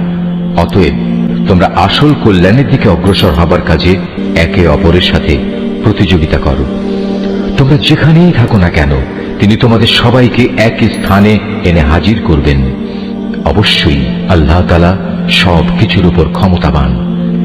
তুমি যে কোনো স্থান থেকেই বেরিয়ে আসো না কেন, নামাজের জন্য মসজিদে হারামের দিকে মুখ ফেরাও, কেননা এটাই হচ্ছে আল্লাহ তাআলার কাছ থেকে কেবলা সংক্রান্ত সঠিক সিদ্ধান্ত। আর আল্লাহ তাআলা তোমাদের কার্যবলী সম্পর্কে মোটেই উদাসীন নন। হে নবী, যেদিক থেকেই তুমি বেরিয়ে আসবে নামাজের জন্য সেখান থেকেই মসজিদে হারামের দিকে মুখ ফিরিয়ে দাঁড়িয়ে যেও। এ সময় যেখানেই তুমি থাকো না কেন সে কাবার দিকে মুখ ফিরিয়ে নেবে। তাহলে প্রতিপক্ষের লোকদের কাছে তোমাদের বিরুদ্ধে খাড়া করানোর মতো কোনো যুক্তি অবশিষ্ট থাকবে না। তাদের মধ্য থেকে যারা বাড়াবাড়ি করে তাদের কথা অবশ্য আলাদা। তোমরা এসব ব্যক্তিদের ভয় করো না, তোমরা বরং ভয় করো আমাকে, যাতে করে আমি তোমাদের উপর আমার নিয়ামত পূর্ণ করে দিতে পারি। এর ফলে তোমরাও সঠিক পথের সন্ধান পেতে পারো। এই সঠিক পথের সন্ধান দেওয়ার জন্যই আমি এভাবে তোমাদের কাছে তোমাদের মাঝ থেকেই একজনকে রসূল করে পাঠিয়েছি, যে ব্যক্তি প্রথমত তোমাদের কাছে আমার আয়াত পড়ে শোনাবে, দ্বিতীয়ত সে তোমাদের জীবন পরিশুদ্ধ করে দেবে, এবং তৃতীয়ত সে তোমাদের আমার কিতাব ও তার অন্তর্নিহিত জ্ঞান শিক্ষা দেবে। সর্বোপরি সে তোমাদের এমন বিষয়সমূহের জ্ঞান দান করবে যা তোমরা কখনো জানতে না। অতএব এসব অনুগ্রহের জন্য তোমরা আমাকেই স্মরণ করো, তাহলে আমিও তোমাদের স্মরণ করব। তোমরা আমার কৃতজ্ঞতা আদায় করো এবং কখনো তোমরা আমার অকৃতজ্ঞ হইও না। হে মানুষ, তোমরা যারা ঈমান এনেছ, পরম ধৈর্য ও খালেস নামাজের মাধ্যমে তোমরা আমার কাছে সাহায্য প্রার্থনা করো। অবশ্যই আল্লাহ তাআলা ধৈর্যশীল মানুষদের সাথে আছেন। যারা আল্লাহ তাআলার পথে নিহত হয়েছে তাদের তোমরা কখনো মৃত বলো না, বরং তারাই হচ্ছে আসল জীবিত মানুষ। কিন্তু এই বিষয়টির কিছুই তোমরা জানো না। আমি অবশ্যই ঈমানের দাবিতে তোমাদের পরীক্ষা করব। কখনো ভয় ভীতি, কখনো ক্ষুধা অনাহার, কখনো তোমাদের জান মাল ও ফসল আদির ক্ষতি সাধন করে তোমাদের পরীক্ষা করা হবে। যারা ধৈর্যের সাথে এর মোকাবেলা করে, তুমি সে ধৈর্যশীলদের আমার নিয়ামতের সুসংবাদ দান করো। যখনই তাদের সামনে কোনো পরীক্ষা এসে হাজির হয়, তখনই তারা বলে, আমরা তো আল্লাহর জন্যেই, আমাদের তো একদিন আল্লাহর কাছেই ফিরে যেতে হবে। বস্তুত এরা হচ্ছে সেসব ব্যক্তি যাদের উপর রয়েছে তাদের মালিকের পক্ষ থেকে অগণিত রহমত ও অপার করুণা, আর এরাই সঠিক পথ প্রাপ্ত। অবশ্যই সাফা এবং মারওয়া পাহাড় দুটো হচ্ছে আল্লাহ তাআলার নিদর্শনসমূহের অন্যতম। অতএব যদি তোমাদের মধ্যে কোনো লোক হজ কিংবা উমরা আদায় করার ইরাদা করে, তার জন্য এই উভয় পাহাড়ের মাঝে তাওয়াফ করাতে দোষের কিছু নেই। কেননা যদি কোনো ব্যক্তি অন্তরের নিষ্ঠার সাথে কোনো ভালো কাজ করে, তাহলে তারা যেন জেনে রাখে নিঃসন্দেহে আল্লাহ তাআলা কৃতজ্ঞতা পরায়ণ ও প্রভূত জ্ঞানের অধিকারী। মানুষের জন্য যেসব বিধান আমি আমার কিতাবে বর্ণনা করে দিয়েছি, তারপর যারা আমার নাজিল করা সেসব সুস্পষ্ট নিদর্শন সমূহ ও পরিষ্কার পথ নির্দেশ গোপন করে, এরাই হচ্ছে সেসব লোক যাদের উপর আল্লাহ তাআলা অভিসম্পাত করেন। অভিশাপ বর্ষণ করে অন্যান্য অভিশাপকারীরাও, তবে তারা এই কাজ থেকে ফিরে আসবে এবং নিজেদের সংশোধন করে নেবে। খোলাখুলিভাবে তারা সেসব সত্য কথা প্রকাশ করবে যা এতদিন আহলে কিতাবরা গোপন করে আসছিল। এরাই হবে সেসব লোক যাদের উপর আমি দয়া পরবশ হব। আমি পরম ক্ষমাকারী, দয়ালু। যারা কুফরি করেছে এবং এই কাফের অবস্থায় মৃত্যুবরণ করেছে, তাদের উপর আল্লাহর অভিশাপ, ফেরেশতাদের অভিশাপ, সর্বোপরি অভিশাপ সমগ্র মানবকুলের। এই অভিশপ্ত অবস্থা নিয়েই এরা সেখানে চিরদিন থাকবে। শাস্তির মাত্রা এদের উপর থেকে বিন্দু মাত্র কম করা হবে না, তাদের কোন রকম অবকাশও দেয়া হবে না। তোমাদের মাবুদ হচ্ছেন একজন, তিনি ছাড়া দ্বিতীয় কোনো মাবুদ নেই। তিনি দয়ালু, তিনি মেহেরবান। নিঃসন্দেহে আসমান জমিনের সৃষ্টির মাঝে, রাত দিনের এই আবর্তনের মাঝে, মহাসাগরে ভাসমান জাহাজসমূহে যা মানুষের জন্য কল্যাণকর দ্রব্য সামগ্রী নিয়ে ঘুরে বেড়ায়, এর সব কয়টিতে আল্লাহ তাআলার নিদর্শন মজুদ রয়েছে। আরো আছে আল্লাহ তাআলা আকাশ থেকে বৃষ্টি আকারে যা কিছু নাজিল করেন সেই বৃষ্টির পানির মাঝে। ভূমির নির্জীব হওয়ার পর তিনি এ পানি দ্বারা তাতে নতুন জীবন দান করেন। অতঃপর এই ভূখণ্ডে সব ধরনের প্রাণীর তিনি আবির্ভাব ঘটান। অবশ্যই বাতাসের প্রবাহ সৃষ্টি করার মাঝে এবং সে মেঘমালা যা আসমান জমিনের মাঝে বশীভূত করে রাখা হয়েছে, তার মাঝে সুস্থ বিবেকবান সম্প্রদায়ের জন্য নিদর্শন রয়েছে। মানুষদের মাঝে কিছু সংখ্যক এমনও রয়েছে যে আল্লাহর বদলে অন্য কিছুকে তার সমকক্ষ মনে করে। তারা তাদের তেমনি ভালোবাসে যেমনটি শুধু আল্লাহ তাআলাকেই তাদের ভালোবাসা উচিত। আর যারা সত্যিকার অর্থে আল্লাহ তাআলার উপর ঈমান আনে তারা তো তাকেই সর্বাধিক পরিমাণে ভালোবাসবে। যারা আল্লাহর আনুগত্য না করে বাড়াবাড়ি করছে তারা যদি আযাব স্বচক্ষে দেখতে পেত তাহলে এরা বুঝতে পারত আসমান জমিনের সমুদয় শক্তি একমাত্র আল্লাহর জন্যই। শাস্তি দেওয়ার ব্যাপারে তিনি অত্যন্ত কঠোর। সেদিন ভয়াবহ শাস্তি দেখে হতভাগ্য লোকেরা দুনিয়ায় যাদের তারা মেনে চলত তাদের অনুসারীদের সাথে সম্পর্ক ছেদের কথা বলবে আমরা তো এদের চিনিই না। এদের উভয়ের মধ্যেকার ভঙ্গুর সব সম্পর্ক সেদিন ছিন্ন বিচ্ছিন্ন হয়ে যাবে। এ হতাশাগ্রস্ত অনুসারীরা সেদিন বলবে, আবার যদি একবার আমাদের জন্য পৃথিবীতে ফিরে যাবার সুযোগ থাকত তাহলে আজ যেমনি করে তারা আমাদের সাথে সম্পর্ক ছেদ করেছে আমরা সেখানে গিয়ে তাদের সাথে যাবতীয় সম্পর্ক ছেদ করে আসতাম। এভাবেই আল্লাহ তাআলা তাদের সমগ্র জীবনের কর্মকাণ্ডগুলো তাদের সামনে একরাশ লজ্জা ও আক্ষেপ হিসেবে তুলে ধরবেন। তাদের জন্য যে জাহান্নাম নির্ধারিত হয়ে আছে এরা কখনো সেই জাহান্নাম থেকে বেরিয়ে আসতে পারবে না। হে মানুষ, তোমরা আল্লাহর জমিনে যা কিছু হালাল ও পবিত্র জিনিস আছে তা খাও এবং হালাল হারামের ব্যাপারে শয়তানের পদাঙ্ক অনুসরণ করো না, কেননা সে হচ্ছে তোমাদের খোলাখুলি দুশমন। শয়তানের কাজ হচ্ছে সে তোমাদের সব সময় পাপ ও অশ্লীল কাজের আদেশ দেয়, যাতে করে আল্লাহ তাআলার নামে তোমরা এমন সব কথা বলতে শুরু করো যা সম্পর্কে তোমরা কিছুই জানো না। তাদের যখন বলা হয় আল্লাহ তাআলা যা কিছু নাজিল করেছেন তোমরা তা মেনে চলো, তারা বলে আমরা তো শুধু সে পথেরই অনুসরণ করব যে পথের উপর আমরা আমাদের বাপ দাদাদের পেয়েছি। তাদের বাপ দাদারা যদি এ ব্যাপারে কোনো জ্ঞান বুদ্ধির পরিচয় নাও দিয়ে থাকে কিংবা তারা যদি হেদায়েত নাও পেয়ে থাকে তবু কি তারা তাদের অনুসরণ করবে? এভাবে যারা হেদায়েত অস্বীকার করে তাদের উদাহরণ হচ্ছে এমন কিছুর মতো যে তার পালের আরেকটি জন্তুকে যখন ডাক দেয় তখন পেছনের সেই পশুটি তার চিৎকার ও কান্নার আওয়াজ ছাড়া আর কিছুই শুনতে পায় না। মূলত এরা কানেও শোনে না, কথাও বলতে পারে না, চোখেও দেখে না। এ কারণে হেদায়েতের কথাও এরা বোঝে না।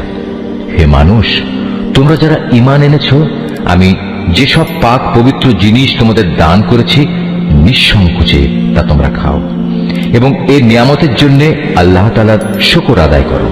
অবশ্য যদি তোমরা হালাল হারামের ব্যাপারে একান্তভাবে শুধু তাঁরই দাসত্ব করো। অবশ্যই তিনি মৃত জন্তুর গোশত, সব ধরনের রক্ত ও শূকরের গোশত হারাম ঘোষণা করেছেন এবং এমন সব জন্তু হারাম করেছেন যা আল্লাহ তাআলা ছাড়া অন্য কারো নামে জবাই কিংবা উৎসর্গ করা হয়েছে। তবে সে ব্যক্তির কথা আলাদা যাকে এজন্য বাধ্য করা হয়েছে। যদি সে ব্যক্তি এমন হয় যে সে আল্লাহর আইনের সীমা লঙ্ঘনকারী হয় না, অথবা যেটুকু হলে জীবনটা বাঁচে তার চেয়ে বেশি ভোগ করে তাতে অভ্যস্ত হয়ে পড়ে না, তাহলে এই অপারগতার সময় হারাম খেলে তার উপর কোনো গুনাহ নেই। অবশ্যই আল্লাহ তাআলা ক্ষমাশীল, তিনি অনেক মেহেরবান।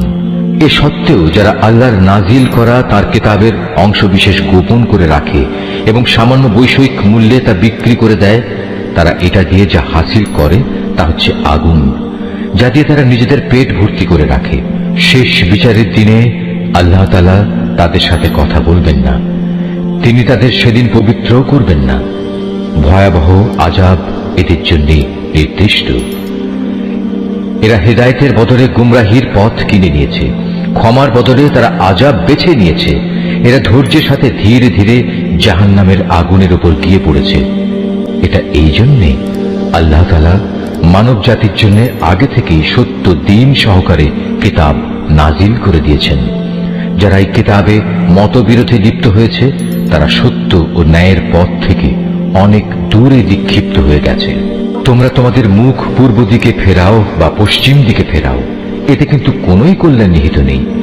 আসল নেকি হচ্ছে একজন মানুষ আল্লাহর উপর ঈমান আনবে, পরকালের উপর ঈমান আনবে ফেরেশতাদের উপর, আল্লাহর কিতাবের উপর, কিতাবের বাহক নবী রাসূলদের উপর এবং আল্লাহর দেয়া মাল সম্পদ, তাঁরই ভালোবাসা পাবার মানুষের আত্মীয় স্বজন এতিম, মিসকিন ও পথিক মুসাফিরের জন্য ব্যয় করবে। সাহায্য প্রার্থী দুস্থ মানুষ, সর্বোপরি মানুষদের কয়েদ ও দাসত্বের বন্দী দশা থেকে মুক্ত করার কাজে অর্থ ব্যয় করবে। নামাজ প্রতিষ্ঠা করবে। দারিদ্র্য বিমোচনের জন্য জাকাত আদায় করবে। তাছাড়াও রয়েছে সেসব পুণ্যবান মানুষ যারা প্রতিশ্রুতি দিলে তা পালন করে, ক্ষুধা দারিদ্র্যের সময় ও দুর্দিনে ধৈর্য ধারণ করে। মূলত এরাই হচ্ছে সত্যবাদী এবং এরাই হচ্ছে প্রকৃত আল্লাহভীরু মানুষ। হে মানুষ, যারা ঈমান এনেছ, তোমাদের জন্য নরহত্যার কিসাস তথা প্রতিশোধ কিভাবে নিতে হবে তা নির্ধারণ করে দেয়া হয়েছে, এবং তা এই যে মৃত স্বাধীন ব্যক্তির বদলে স্বাধীন ব্যক্তি দণ্ডাজ্ঞা পাবে, দাসের বদলে পাবে দাস, নারীর বদলে নারীর উপর দণ্ড প্রযোজ্য হবে। অবশ্য যে হত্যাকারীকে, যাকে হত্যা করা হয়েছে, তার পরিবারের লোকেরা কিংবা তার ভাইয়ের পক্ষ থেকে ক্ষমা করে দেয়া হয়, তার ক্ষেত্রে কোনো ন্যায়ানুগ পন্থা অনুসরণ করে তা সম্পন্ন করতে হবে। এটা তোমাদের মালিকের পক্ষ থেকে দণ্ড হ্রাস করার উপায় এবং তার একটি অনুগ্রহ মাত্র। যদি কেউ এর পরেও বাড়াবাড়ি করে তাহলে তার জন্য কঠোর শাস্তি রয়েছে। হে বিবেকবান লোকেরা, আল্লাহর নির্ধারিত এই কিসাসের মাঝেই সত্যিকার অর্থে তোমাদের সমাজ ও জাতির জীবন নিহিত রয়েছে। আশা করা যায় অতঃপর তোমরা সতর্ক হয়ে চলবে। হে ঈমানদার লোকেরা, তোমাদের জন্য এই আদেশ জারি করা হয়েছে যে যদি তোমাদের মাঝে কোনো লোকের মৃত্যু এসে হাজির হয় এবং সে যদি কিছু সম্পদ রেখে যায়, তাহলে ন্যায়ানুগ পন্থায় তা বন্টনের কাজে তার পিতামাতা ও আত্মীয় স্বজনের জন্য ওসিয়তের ব্যবস্থা রয়েছে। এটা পরহেজগার লোকদের উপর একান্ত করণীয়। যারা তার এই ওসিয়ত শুনে নেওয়ার পর নিজেদের স্বার্থে তা পাল্টে নিল, তাদের জানা উচিত এটা বদলানোর অপরাধের দায়িত্ব তাদের উপরেই বর্তাবে। আল্লাহ তাআলা সবকিছুই শোনেন এবং সবকিছুই তার জানা। অবশ্য কারো যদি ওসিয়তকারীর কাছ থেকে এ ধরনের আশঙ্কা থাকে যে সে পক্ষপাতিত্ব করে কারো প্রতি অবিচার করে গেছে কিংবা কারো সাথে এর ফলে নাইনসাফি করা হয়েছে, তাহলে যদি সদিচ্ছা নিয়ে মূল বিষয়টি সংশোধন করে নেয়, এতে তার কোনো দোষ হবে না। আল্লাহ তাআলা বড়ই ক্ষমাশীল, মেহেরবান। হে মানুষ, তোমরা যারা ঈমান এনেছ, তোমাদের উপর রোজা ফরজ করে দেয়া হয়েছে, যেমনি করে ফরজ করা হয়েছিল তোমাদের পূর্ববর্তী লোকদের উপর, যেন তোমরা এর মাধ্যমে আল্লাহকে ভয় করতে পারো। রোজা ফরজ করা হয়েছে কয়েকটি নির্দিষ্ট দিনের জন্য। তারপরেও কেউ যদি সে দিনগুলোতে অসুস্থ হয়ে যায় কিংবা কেউ যদি তখন সফরে থাকে, সে ব্যক্তি সমপরিমাণ দিনের রোজা সুস্থ হয়ে গেলে অথবা সফর থেকে ফিরে এসে আদায় করে নেবে। এর পরেও যাদের উপর রোজা একান্ত কষ্টকর হবে, তাদের জন্য এর বিনিময়ে ফেদিয়া থাকবে, এবং তা হচ্ছে একজন গরিব ব্যক্তিকে তৃপ্তি ভরে খাবার দেয়া। অবশ্য যদি কোনো ব্যক্তি এর চাইতে বেশি দিয়ে ভালো কাজ করতে চায়, তাহলে এ অতিরিক্ত কাজ তার জন্য হবে একান্ত কল্যাণকর। তবে এ সময় তোমরা যদি রোজা রাখতে পারো, তাই তোমাদের জন্য ভালো। তোমরা যদি রোজার উপকারিতা সম্পর্কে জানতে যে এতেই কল্যাণ রয়েছে। রোজার মাস এমন একটি মাস যাতে কোরআন নাজিল করা হয়েছে, আর এই কোরআন হচ্ছে মানব জাতির জন্য পথের দিশা, সৎ পথের সুস্পষ্ট নিদর্শন, মানুষদের জন্য হক বাতিলের পার্থক্যকারী। অতএব তোমাদের মধ্যে যে ব্যক্তি এ মাসটি পাবে, সে এ মাসে রোজা রাখবে। তবে যদি সে অসুস্থ হয়ে পড়ে কিংবা সফরে থাকে, সে পরবর্তী কোনো সময় গুনে গুনে সেই পরিমাণ দিন পূরণ করে নেবে। এ সুযোগ দিয়ে আল্লাহ তাআলা তোমাদের জীবন আসান করে দিতে চান। আল্লাহ তাআলা কখনোই তোমাদের জীবন কঠোর করে দিতে চান না। আল্লাহর উদ্দেশ্য হচ্ছে তোমরা যেন গুনে গুনে রোজার সংখ্যাগুলো পূরণ করতে পারো। আল্লাহ তাআলা তোমাদের কোরআনের মাধ্যমে জীবন যাপনের যে পদ্ধতি শিখিয়েছেন, তার জন্য তোমরা তার মাহাত্ম্য বর্ণনা করতে এবং তার কৃতজ্ঞতা আদায় করতে পারো। হে নবী, আমার কোনো বান্দা যখন তোমাকে আমার ব্যাপারে জিজ্ঞেস করে, তাকে তুমি বলে দিও, আমি তার একান্ত কাছেই আছি। আমি আহ্বানকারীর ডাকে সাড়া দিই যখন সে আমাকে ডাকে। তাই তাদের উচিত আমার আহ্বানে সাড়া দেয়া এবং সম্পূর্ণভাবে আমার উপরে ঈমান আনা। আশা করা যায় এতে করে তারা সঠিক পথের সন্ধান পাবে। রোজার মাসের রাতের বেলায় তোমাদের স্ত্রীদের কাছে যৌন মিলনের জন্য যাওয়া তোমাদের জন্য হালাল করে দেয়া হয়েছে, কারণ তোমাদের নারীরা যেমনি তোমাদের জন্য পোশাক স্বরূপ, ঠিক তোমরাও তাদের জন্য পোশাক সমতুল্য। আল্লাহ তাআলা এটা জানেন। রোজার মাসে রাতের বেলায় স্ত্রী সহবাসের ব্যাপারে তোমরা নানা ধরনের আত্মপ্রতারণার আশ্রয় নিচ্ছিলে, তাই তিনি তোমাদের উপর থেকে কড়াকড়ি শিথিল করে তোমাদের উপর দয়া করলেন এবং তোমাদের মাফ করে দিলেন। এখন তোমরা চাইলে তাদের সাথে সহবাস করতে পারো, এবং এ ব্যাপারে আল্লাহ পাক তোমাদের জন্য যা বিধিবিধান কিংবা সন্তান লিখে রেখেছেন তা সন্ধান করো। রোজার সময় পানাহারের ব্যাপারে আল্লাহর নির্দেশ হচ্ছে, তোমরা পানাহার অব্যাহত রাখতে পারো যতক্ষণ পর্যন্ত রাতের অন্ধকার রেখার ভেতর থেকে ভোরের শুভ্র আলোক রেখা তোমাদের জন্য পরিষ্কার প্রতিভাত না হয়। অতঃপর তোমরা রাতের আগমন পর্যন্ত রোজা পূর্ণ করে নাও। তবে মসজিদে যখন তোমরা ইতিকাফ অবস্থায় থাকবে তখন নারী সম্ভোগ থেকে বিরত থেকো। এই হচ্ছে আল্লাহ তাআলার নির্ধারিত সীমারেখা। অতএব তোমরা কখনো এর কাছেও যেও না।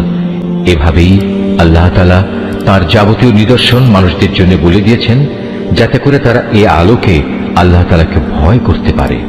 তোমরা একে অন্যের অর্থ সম্পদ অন্যায় অবৈধভাবে আত্মসাৎ করো না।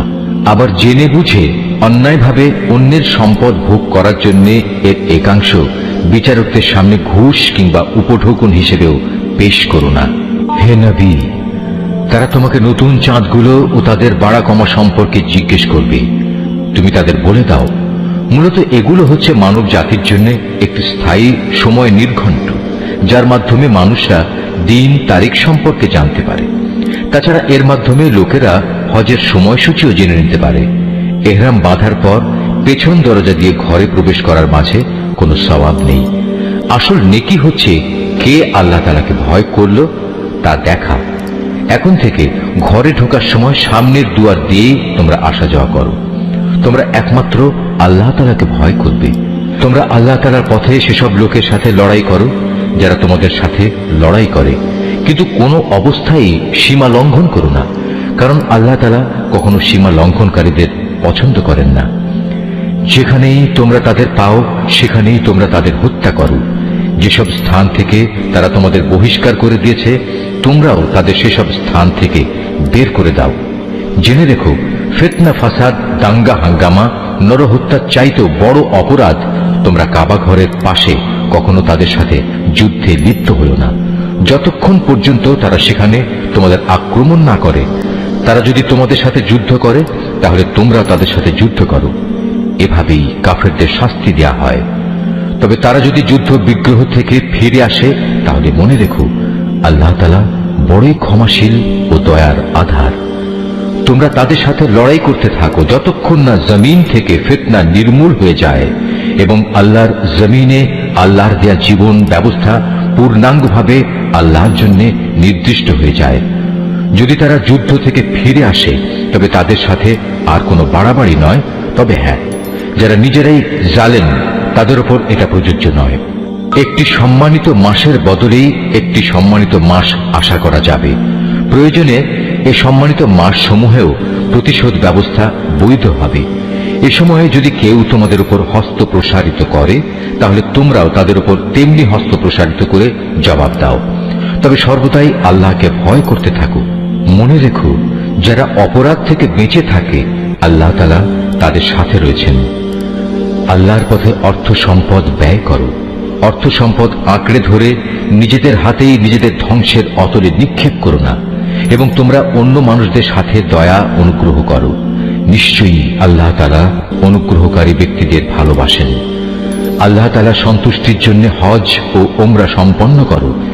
পথে যদি তোমাদের কোথাও বাধা দেয়া হয় তাহলে সে স্থানে কোরবানির জন্য যা কিছু সহজভাবে হাতের কাছে পাওয়া যায় তা দিয়েই কোরবানি আদায় করে নাও। তবে কোরবানির পশু তার নির্দিষ্ট গন্তব্যস্থলে পৌঁছার আগ পর্যন্ত তোমরা তোমাদের মাথা মুন্ডন করো না। যদি তোমাদের মধ্যে কোনো ব্যক্তি অসুস্থ হয়ে পড়ে অথবা যদি তার মাথায় কোনো রোগ থাকে যে কারণে আগেই তার মাথা মুন্ডন করা প্রয়োজন হয়ে পড়ে, তাহলে সে যেন এর বিনিময়ে ফিদিয়া আদায় করে, এবং তা হচ্ছে কিছু রোজা রাখা অথবা অর্থ দান করা কিংবা কোরবানি আদায় করা। অতঃপর তোমরা যখন নিরাপদ হয়ে যাবে তখন তোমাদের কেউ যদি একসাথে হজ ও ওমরা আদায় করতে চায়, তার উচিত তার সাধ্য অনুযায়ী কোরবানি আদায় করা।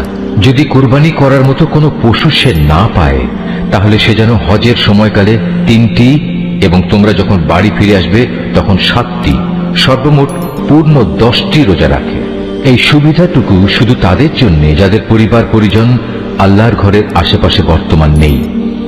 তোমরা আল্লাহকে ভয় করো, জেনে রাখো আল্লাহ তাআলা কঠোর আযাব প্রদানকারী বটে। হজের মাসসমূহ একান্ত সুপরিচিত। সে সময়গুলোর মধ্যে যে ব্যক্তি হজ আদায় করার মনস্থ করবে, সে যেন জেনে রাখে হজের ভেতর কোনো যৌন সম্ভোগ নেই, নেই কোনো অশ্লীল গালিগালাজ বা ঝগড়াঝাটি। আর যত ভালো কাজই তোমরা করো, আল্লাহ তাআলা অবশ্যই তা জানেন। হজের নিয়ত করলে এর জন্য তোমরা পাথেয় জোগাড় করে নেবে, যদিও আল্লাহর ভয়টাই হচ্ছে মানুষের সর্বোৎকৃষ্ট পাথেয়। অতএব হে বুদ্ধিমান মানুষরা, তোমরা আমাকেই ভয় করো। হজের এই সময়গুলোতে যদি তোমরা আল্লাহর অনুগ্রহ তালাশ করতে গিয়ে কোনো অর্থনৈতিক ফায়দা হাসিল করতে চাও, তাতে তোমাদের কোনোই দোষ নেই। অতঃপর তোমরা যখন আরাফাতের ময়দান থেকে ফিরে আসবে, তখন মুজদালিফায় মশআরে হারামের কাছে এসে আল্লাহকে স্মরণ করবে, ঠিক যেমনি করে আল্লাহ তাআলা তোমাদের তাকে ডাকার পথ বলে দিয়েছেন, তেমনি করে তাকে স্মরণ করবে। ইতিপূর্বে তোমরা আসলেই পথভ্রষ্টদের দলে শামিল ছিলে। তারপর তোমরা সে স্থান থেকে ফিরে এসো যেখান থেকে অন্য হজ পালনকারী ব্যক্তিরা ফিরে আসে। নিজেদের ভুল ভ্রান্তির জন্য আল্লাহ তাআলার কাছে ক্ষমা প্রার্থনা করো। নিঃসন্দেহে আল্লাহ তাআলা গুনাহ খাতা মাফ করে দেন, তিনি বড়ই দয়ালু।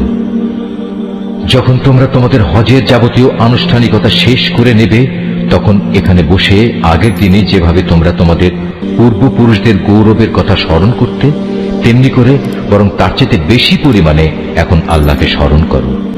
মানুষদের ভেতর থেকে একদল লোক বলে, হে আমাদের মালিক, সব ভালো জিনিস তুমি আমাদের এই দুনিয়াতেই দিয়ে দাও।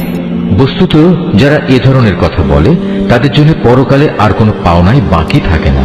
আবার এ মানুষদেরই আর একদল বলে, হে আমাদের প্রতিপালক, এ দুনিয়ায়ও তুমি আমাদের কল্যাণ দান করো, পরকালেও তুমি আমাদের কল্যাণ দাও, সর্বোপরি তুমি আমাদের আগুনের আযাব থেকে নিষ্কৃতি দাও। এ ধরনের লোকদের তাদের নিজ নিজ উপার্জন মোতাবেক তাদের যথার্থ হিস্সা রয়েছে। আল্লাহ তাআলাই হচ্ছেন দ্রুত হিসাব গ্রহণকারী। হাতে গোনা হজের এ কয়টি দিনে বেশি পরিমাণে আল্লাহকে স্মরণ করো। হজের পর যদি কেউ তাড়াহুড়ো করে দুদিনের মধ্যে মিনা থেকে মক্কায় ফিরে আসে, তাতে যেমন কোনো দোষ নেই, তেমনি যদি কোনো ব্যক্তি সেখানে আরো বেশি অপেক্ষা করতে চায়, তাতেও কোনো দোষ নেই। এই নিয়ম হচ্ছে তার জন্য যে আল্লাহকে ভয় করেছে। তোমরা শুধু আল্লাহ তাআলাকে ভয় করো এবং জেনে রাখো একদিন তোমাদের তাঁর কাছেই জড়ো করা হবে। মানুষদের মাঝে এমন লোকও আছে পার্থিব জীবনে যার কথা তোমাকে খুবই উৎফুল্ল করবে। তার মনে যা কিছু আছে তার উপর সে আল্লাহ তাআলাকে সাক্ষী বানায়, কিন্তু এর প্রকৃত পরিচয় হচ্ছে সে ভীষণ ঝগড়াটে ব্যক্তি। আবার সে যখন আল্লাহর জমিনের কোথাও ক্ষমতার আসনে বসতে পারে, তখন সে নানা প্রকারে অশান্তি সৃষ্টি করতে শুরু করে, জমিনের শস্য ক্ষেত্র বিনাশ করে, জীবজন্তুর বংশ নির্মূল করতে চায়। মূলত আল্লাহ তাআলা কখনো বিপর্যয় সৃষ্টিকারী মানুষদের পছন্দ করেন না। যখন তাকে বলা হয় ফিতনা ফাসাদ সৃষ্টি না করে তুমি আল্লাহ তাআলাকে ভয় করো, তখন তাকে মিথ্যা অহংকারে পেয়ে বসে, যা গুনার সাথে মেশানো থাকে। মূলত এই চরিত্রের লোকের জন্য জাহান্নামী যথেষ্ট, আর তা হচ্ছে একান্ত নিকৃষ্টতম ঠিকানা। এই মানুষদের ভেতর আবার এমন কিছু লোক রয়েছে যারা আল্লাহ তাআলার এতটুকু সন্তুষ্টি লাভের জন্য নিজের জীবন পর্যন্ত বিক্রি করে দেয়। আল্লাহ তাআলা এ ধরনের বান্দাদের প্রতি সত্যিই অনুগ্রহশীল। হে ইমানদার লোকেরা, তোমরা পুরোপুরি ইসলামের ছায়াতলে এসে যাও এবং কোনো অবস্থায় অভিশপ্ত শয়তানের পদাঙ্ক অনুসরণ করো না, কেননা শয়তান হচ্ছে তোমাদের প্রকাশ্যতম দুশমন। আল্লাহ তাআলার পক্ষ থেকে এসব সুস্পষ্ট নিদর্শন তোমাদের কাছে এসে যাওয়ার পরও যদি তোমাদের পদস্খলন হয়, তাহলে নিশ্চিত জেনে রাখো আল্লাহ তাআলা মহাবিজ্ঞ ও পরাক্রমশালী। তারা কি সেদিনের অপেক্ষা করছে যখন আল্লাহ তাআলা স্বয়ং তার ফেরেশতা সহ মেঘের ছায়া দিয়ে এখানে আসবেন এবং তখন তাদের ভাগ্যের চূড়ান্ত ফয়সালা হয়ে যাবে। সব কয়টি ব্যাপার সর্বশেষে তার কাছেই উপনীত হবে। তুমি বনী ইসরায়েলদের জিজ্ঞেস করো, কি পরিমাণ সুস্পষ্ট নিদর্শন আমি তাদের দান করেছি।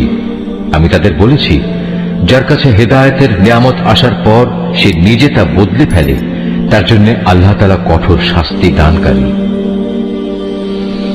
যারা আল্লাহ তাআলাকে অস্বীকার করেছে তাদের জন্য তাদের এ পার্থিব জীবনটা খুব লোভনীয় করে সাজিয়ে রাখা হয়েছে। এরা ঈমানদার ব্যক্তিদের বিদ্রূপ করে, অথচ এই ঈমানদার ব্যক্তি যারা আল্লাহ তাআলাকে ভয় করেছে, শেষ বিচারের দিন তাদের মর্যাদা এদের তুলনায় অনেক বেশি হবে। আল্লাহ তাআলা যাকে চান তাকে অপরিমিত রিজিক দান করেন। একসময় সব মানুষ একই উম্মতের অন্তর্ভুক্ত ছিল, পরে এরা নানা দলে উপদলে বিভক্ত হয়ে তাদের স্রষ্টাকেই ভুলে গেল।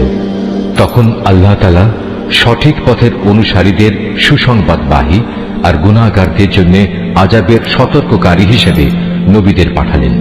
তিনি সত্যসহ গ্রন্থ নাজিল করলেন, যেন তা মানুষদের এমন পারস্পরিক বিরোধ সমূহের চূড়ান্ত ফয়সালা করতে পারে যে ব্যাপারে তারা মতবিরোধ করে। তাদের কাছে সুস্পষ্ট হেদায়েত পাঠানো সত্ত্বেও তারা পারস্পরিক বিদ্রোহ ও বিদ্বেষ সৃষ্টির জন্য মতবিরোধ করেছে। অতঃপর আল্লাহ তাআলা তাদের সবাইকে স্বীয় ইচ্ছায় সেই সঠিক পথ দেখালেন, যার ব্যাপারে ইতিপূর্বে তাদের মধ্যে মতবিরোধ সৃষ্টি হয়েছিল। আল্লাহ তাআলা যাকে চান তাকে সঠিক পথ দেখান। তোমরা কি মনে করে নিয়েছ যে তোমরা এমনি এমনি বেহেশতে চলে যাবে? এখনো পূর্ববর্তী নবীদের অনুসারীদের বিপদের মতো কিছুই তোমাদের উপর নাজিল হয়নি। তাদের উপর বহু ধরনের বিপর্যয় ও সংকট এসেছে। কঠোর নির্যাতনে তারা নির্যাতিত হয়েছে, কঠিন নিপীড়নে তারা শিহরিত হয়ে উঠেছে। এমনকি স্বয়ং আল্লাহর নবী ও তার সঙ্গী সাথীরা অত্যাচারে অতিষ্ঠ হয়ে এক পর্যায়ে এই বলে আর্তনাদ করে উঠেছে, আল্লাহ তাআলার সাহায্য কবে আসবে? আল্লাহ তাআলা তার প্রিয়জনদের সান্ত্বনা দিয়ে বললেন, অবশ্যই আল্লাহ তাআলার সাহায্য অতি নিকটে। তারা তোমার কাছে জানতে চাইবে তারা কি কি খাতে খরচ করবে। তুমি তাদের বলে দাও, যা কিছুই তোমরা তোমাদের পিতামাতার জন্য, আত্মীয় স্বজনদের জন্য, এতিম অসহায় মিসকিনদের জন্য এবং মুসাফিরদের জন্য খরচ করবে, তাই আল্লাহ তাআলা গ্রহণ করবেন। যা ভালো কাজ তোমরা করবে আল্লাহ তাআলা তা অবশ্যই জানতে পারবেন। সত্য প্রতিষ্ঠা ও অসত্য নির্মূল করার জন্য যুদ্ধ তোমাদের উপর ফরজ করে দেওয়া হয়েছে, আর এটাই তোমাদের ভালো লাগে না। কিন্তু তোমাদের জেনে রাখা উচিত, এমন কোন জিনিস তো থাকতে পারে যা তোমাদের ভালো লাগে না, অথচ তাই তোমাদের জন্য কল্যাণকর। আবার একইভাবে এমন কোন জিনিস যা তোমাদের খুবই ভালো লাগবে, কিন্তু পরিণামে তা হবে তোমাদের জন্য খুবই ক্ষতিকর। আল্লাহ তাআলাই সব চাইতে ভালো জানেন, তোমরা কিছুই জানো না। সম্মানিত মাস ও তাতে যুদ্ধ করা সম্পর্কে তারা তোমাকে জিজ্ঞেস করবে।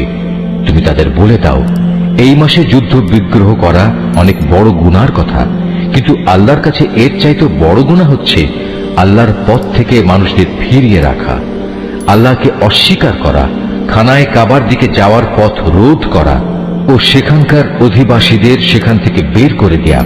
আর আল্লাহ দ্রোহিতার ফিতনা, ফাসাদ, হত্যাকাণ্ডের চাইতেও অনেক বড় অন্যায়। এ কারণেই এরা তোমাদের সাথে এ মাসসমূহে লড়াই বন্ধ করে দেবে বলে তুমি ভেবো না।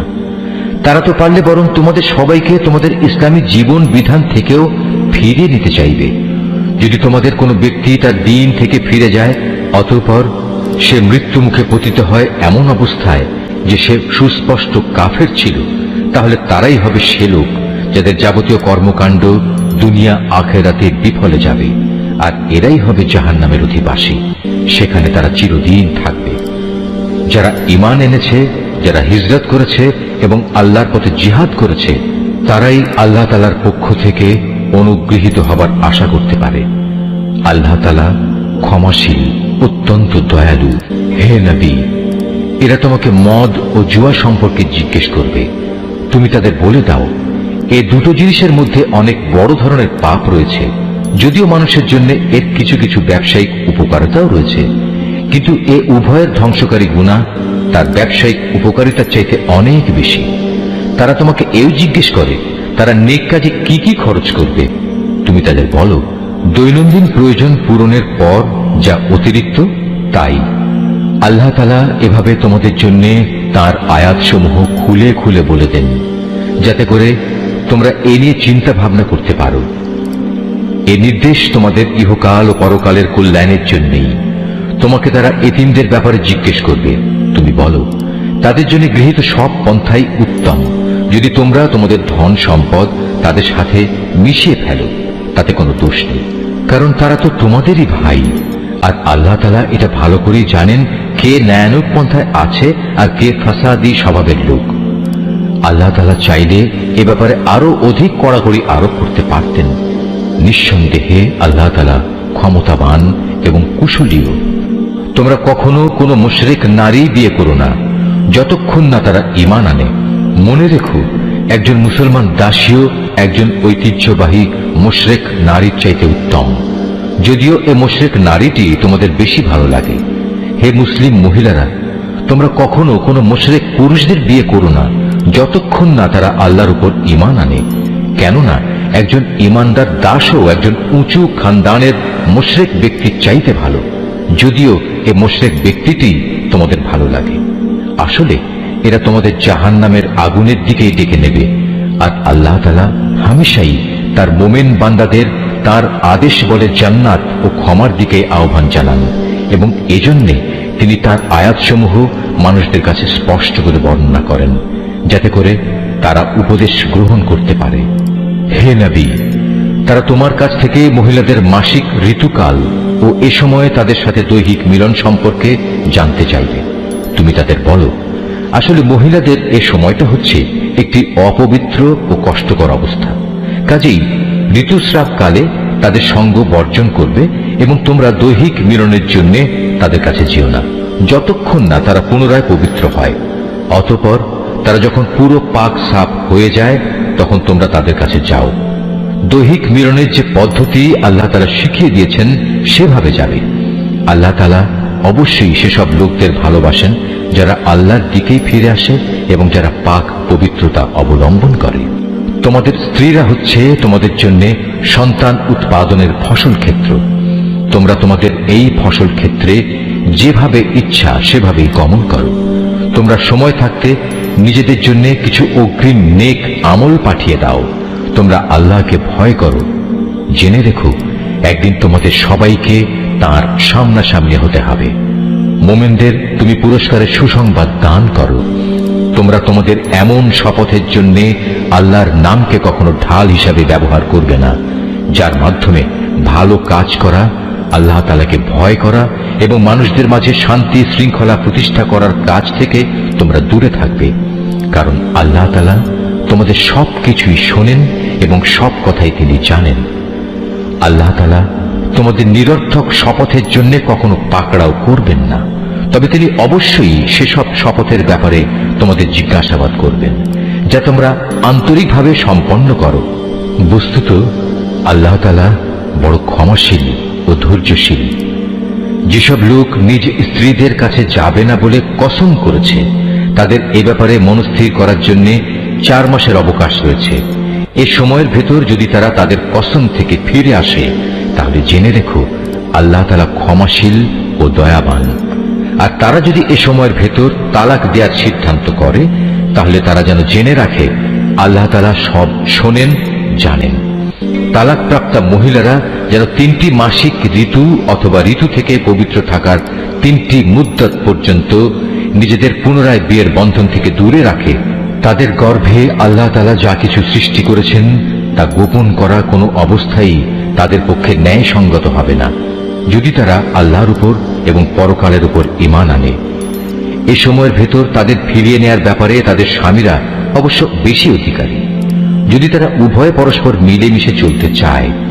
পুরুষদের উপর নারীদের যেমন ন্যায়ানুগ অধিকার রয়েছে, তেমনি রয়েছে নারীদের উপর পুরুষের অধিকার। পারিবারিক ভরণ পোষণের দায়িত্বের কারণে তাদের উপর পুরুষের মর্যাদা একমাত্রা বেশি রয়েছে। আল্লাহ তাআলা বিপুল ক্ষমতার মালিক, তিনি পরম কুশলী। তালাক 2 বার মাত্র উচ্চারণ করা যেতে পারে। 3য়বারের আগেই হয় সম্মান মর্যাদার সাথে তাকে ফিরিয়ে আনতে হবে, অথবা সহৃদয়তার সাথে তাকে চলে যেতে দেবে। তোমাদের জন্য এটা কোনো অবস্থায় ন্যায়সঙ্গত নয় যে বিয়ের আগে যা কিছু তোমরা তাদের দিয়েছ তা তাদের থেকে ফিরিয়ে নেবে। তবে আল্লাহর নির্দিষ্ট সীমারেখার ভেতরে থেকে স্বামী স্ত্রী একত্রে জীবন কাটাতে পারবে না এমন আশঙ্কা যদি দেখা দেয়, তখন আলাদা হয়ে যাওয়াটাই উত্তম। এমন অবস্থায় যদি তোমাদের ভয় হয় যে এরা আল্লাহর বিধানের গণ্ডির ভেতর থাকতে পারবে না, তাহলে স্ত্রী যদি স্বামীকে কিছু বিনিময় দেয় এবং তা দিয়ে বিচ্ছেদ ঘটিয়ে নেয়, তাহলে তাদের উভয়ের উপর এটা কোনো দূষণীয় বিষয় হবে না। জেনে রাখো, এটা হচ্ছে আল্লাহর নির্ধারিত সীমারেখা, তা কখনো অতিক্রম করো না। আর যারা আল্লাহর দেয়া সীমারেখা লঙ্ঘন করে তারা হচ্ছে সুস্পষ্ট জালেম। যদি সে তাকে তালাক দিয়েই দেয়, তাহলে তারপর এ স্ত্রী তার জন্য আর বৈধ হবে না। হ্যাঁ, যদি তাকে অপর কোনো স্বামী বিয়ে করে এবং নিয়ম মাফিক তাকে তালাক দেয় এবং পরবর্তী পর্যায়ে তারা যদি সত্যি মনে করে তারা এখন স্বামী স্ত্রীর অধিকার সম্পর্কে আল্লাহর সীমারেখা মেনে চলতে পারবে, তাহলে পুনরায় বিয়ে বন্ধনে ফিরে আসাতে তাদের উপর কোনো দোষ নেই। এটা হচ্ছে আল্লাহর বেঁধে দেয়া সীমারেখা। যারা এ সম্পর্কে অবগত আছে, আল্লাহ তাআলা তাদের জন্য এই নির্দেশ সুস্পষ্ট করে পেশ করেন। যখন তোমরা স্ত্রীদের তালাক দাও এবং তারা যখন তাদের অপেক্ষার সময় ইদ্যত পূর্ণ করে নেয়, তখন হয় মর্যাদার সাথে তাদের ফিরিয়ে আনো, নতুবা ভালোভাবে তাদের বিদায় করে দাও। শুধু কষ্ট দেওয়ার উদ্দেশ্যে কখনো তাদের আটকে রেখো না। এতে তোমরা আল্লাহর নির্ধারিত সীমারেখাই লঙ্ঘন করবে। আর যে ব্যক্তি এমন কাজ করে সে প্রকারান্তরে নিজের উপরে জুলুম করে। সাবধান, আল্লাহর নির্দেশ সমূহকে কখনো হাসি তামাশার বস্তু মনে করো না। স্মরণ করো, তোমরা ছিলে অজ্ঞ। আল্লাহ তাআলা তোমাদের উপর হেদায়েতের বাণী পাঠিয়ে নিয়ামত দান করেছেন। শুধু তাই নয়, তিনি তোমাদের জন্য জ্ঞান ও যুক্তিপূর্ণ কিতাব নাজিল করেছেন, যা তোমাদের দৈনন্দিন জীবনের নিয়ম কানুন বাতলে দেয়। অতএব তোমরা আল্লাহকে ভয় করো এবং জেনে রাখো, তিনি তোমাদের যাবতীয় কাজকর্ম সম্পর্কে সম্পূর্ণ ওয়াকেফাল রয়েছেন। যখন তোমরা তোমাদের স্ত্রীদের তালাক দিয়ে দাও, অতঃপর তালাক প্রাপ্ত স্ত্রীরাও তাদের নির্ধারিত অপেক্ষার সময় ইদ্যত পালন শেষ করে নেয়, তখন তোমরা তাদের পছন্দ মতো স্বামীদের সাথে বিয়ের ব্যাপারে বাধা দিও না। যদি তারা বিয়ের জন্য সম্মানজনকভাবে কোনো ঐক্যমত্যে পৌঁছে থাকে, তোমাদের ভেতর যারা আল্লাহ তাআলা ও পরকালীন জীবনের উপর বিশ্বাস স্থাপন করে তাদের এ আদেশই দেয়া হচ্ছে। মূলত এটা তোমাদের জন্য অধিক সম্মানের এবং অনেক পবিত্র কর্মধারা, কারণ আল্লাহ তাআলা জানেন তোমরা কিছুই জানো না। মায়েদের পুরো 2 বছরই সন্তানকে বুকের দুধ খাওয়ানো উচিত। এ নিয়ম তার জন্য যে চায় সন্তানের দুধ খাওয়ানো পুরো মাত্রায় আদায় করুক। সন্তানের পিতা দুধ খাওয়ানোর জন্য মায়েদের সম্মানজনক ভরণ পোষণ সুনিশ্চিত করবে। কোনো ব্যক্তির উপর তার সাধ্যাতীত বোঝা চাপিয়ে দেওয়া যাবে না। পিতার সঙ্গতির কথা ভাবতে গিয়ে দেখতে হবে মায়েরাও যেন আবার নিজ সন্তান নিয়ে বেশি কষ্টে না পড়ে যায়, এবং পিতাকেও যেন সন্তান জন্ম দেওয়ার কারণে অযথা কষ্টে পড়ে যেতে না হয়, সেটাও খেয়াল রাখতে হবে। সন্তানের পিতার অবর্তমানে তার উত্তরাধিকারীদের উপর সন্তানের জন্মদাত্রী মায়ের অধিকার এভাবেই বহাল থাকবে। তবে কোনো পর্যায়ে পিতা মাতা যদি পারস্পরিক সম্মতি ও পরামর্শের ভিত্তিতে আগেভাগেই সন্তানের দুধ ছাড়িয়ে নিতে চায়, তাতেও তাদের উপর কোনো দোষের কিছু নেই। তোমরা যদি নিজেদের বদলে অন্য কাউকে সন্তানের দুধ খাওয়ানোর জন্য নিয়োগ করতে চাও এবং যদি দুগ্ধদাত্রীর পাওনা যথাযথভাবে বুঝিয়ে দেয়া হয়, তাতেও কোনো গুনাহ নেই।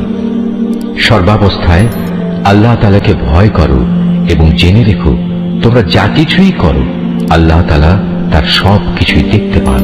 তোমাদের মধ্যে যারা মৃত্যু মুখে পতিত হয় এবং তারা যদি তাদের স্ত্রীদের জীবিত রেখে যায়, সে অবস্থায় স্ত্রীরা যদি বিয়ে করতে চায়, তাহলে তারা তাদের নিজেদের 4 মাস 10 দিন পর্যন্ত সময় বিয়ে থেকে বিরত থাকবে। অপেক্ষার এ সময়টুকু যখন তারা পূরণ করে নেবে, তখন নিজেদের বিয়ের ব্যাপারে তারা ন্যায়ানুগ পন্থায় যা ইচ্ছা তাই করতে পারবে, এবং এই বিষয়টিতে তাদের উপর কোনো গুনাহ নেই। মূলত তোমরা যে যাই করো না কেন, আল্লাহ তাআলা সব কাজেরই খবর রাখেন। এমনকি সে অপেক্ষার সময় শেষ হওয়ার আগেও তোমরা কেউ যদি তাকে বিয়ে করার জন্য পয়গাম পাঠাও, কিংবা তেমন কোনো ইচ্ছা যদি তোমরা নিজেদের মনের ভেতর লুকিয়েও রাখো, তাতেও তোমাদের উপর কোনো দোষ নেই। কেননা আল্লাহ তাআলা এটা ভালো করেই জানেন তাদের কথা অবশ্যই তোমরা বারবার মনে করবে, আড়ালে আবডালে থেকে গোপনে তাদের বিয়ের কোনো প্রতিশ্রুতি দিও না। তাদের সাথে কখনো তোমাদের কথা বলতে হলে তা বলবে সম্মানজনক পন্থায়। আর ইদ্দত অপেক্ষার শরীয়ত সম্মত সময় শেষ হবার আগে কখনো তার সাথে বিয়ের সংকল্প করো না। জেনে রেখো, তোমাদের মনের সব ইচ্ছা অভিসন্ধির কথা কিন্তু আল্লাহ তাআলা ভালো করেই জানেন। অতএব তোমরা একমাত্র তাঁর থেকেই সতর্ক হও এবং একথাও জেনে রেখো, আল্লাহ তাআলা অত্যন্ত ধৈর্যশীল, মহান ক্ষমাশীল। স্ত্রীদের শারীরিকভাবে স্পর্শ করা কিংবা তাদের জন্য মোহরের কোনো অঙ্ক নির্ধারণের আগেই যদি তোমরা তাদের তালাক দাও, তাতে শরীয়তের দৃষ্টিতে তোমাদের উপর কোনো গুনাহ নেই। এ পরিস্থিতিতে মোহরের কোনো অঙ্ক নির্ধারিত না হলেও তাদের ন্যায়ানুগ পন্থায় কিছু পরিমাণ অর্থ আদায় করে দেবে। ধনী ব্যক্তির উপর থাকবে নিজ ক্ষমতা অনুযায়ী এবং গরিব ব্যক্তির উপর থাকবে তার সঙ্গতি অনুযায়ী। এটা নেককার লোকদের উপর আরোপিত স্ত্রীদের একটি অধিকার বটে। যদি এমন হয় তোমরা তাদের শারীরিকভাবে স্পর্শ করনি কিন্তু মোহরের অঙ্ক নির্ধারিত করে নিয়েছ, এমত অবস্থায় যদি তোমরা তাদের তালাক দাও, তাহলে তাদের জন্য থাকবে নির্ধারিত মোহরের অর্ধেক পরিমাণ, যা আদায় করে দিতে হবে। হ্যাঁ, তালাকপ্রাপ্তা স্ত্রী নিজের থেকে যদি তোমাদের তা মাফ করে দেয় কিংবা যে স্বামীর হাতে বিয়ের বন্ধন রয়েছে সে যদি স্ত্রীকে নির্দিষ্ট পরিমাণের বেশি দিয়ে অনুগ্রহ দেখাতে চায়, তাহলে তা হবে আল্লাহ ভীতিরও একান্ত কাছাকাছি। কখনো একে অপরের প্রতি দয়া ও সহৃদয়তা দেখাতে ভুলো না, কারণ তোমরা কে কি কাজ করো তার সবকিছুই আল্লাহ তাআলা পর্যবেক্ষণ করছেন। তোমরা নামাজ সমূহের উপর গভীরভাবে যত্নবান হও, বিশেষ করে মধ্যবর্তী নামাজ, এবং আল্লাহর জন্য বিনীতভাবে দাঁড়িয়ে থাকো। অতঃপর যদি তোমরা ভীতিপ্রদ কোনো অবস্থার সম্মুখীন হও, তখন প্রয়োজনে তোমরা নামাজ পড়বে পায়ের উপর দাঁড়িয়ে কিংবা সওয়ারের উপর থাকা অবস্থায়। তারপর তোমরা যখন নিরাপদ হয়ে যাবে তখন আল্লাহ তাআলাকে স্মরণ করো, যেভাবে আল্লাহ তাআলা তাকে স্মরণ করার নিয়ম শিখিয়েছেন, যার কিছুই তোমরা ইতিপূর্বে জানতে না।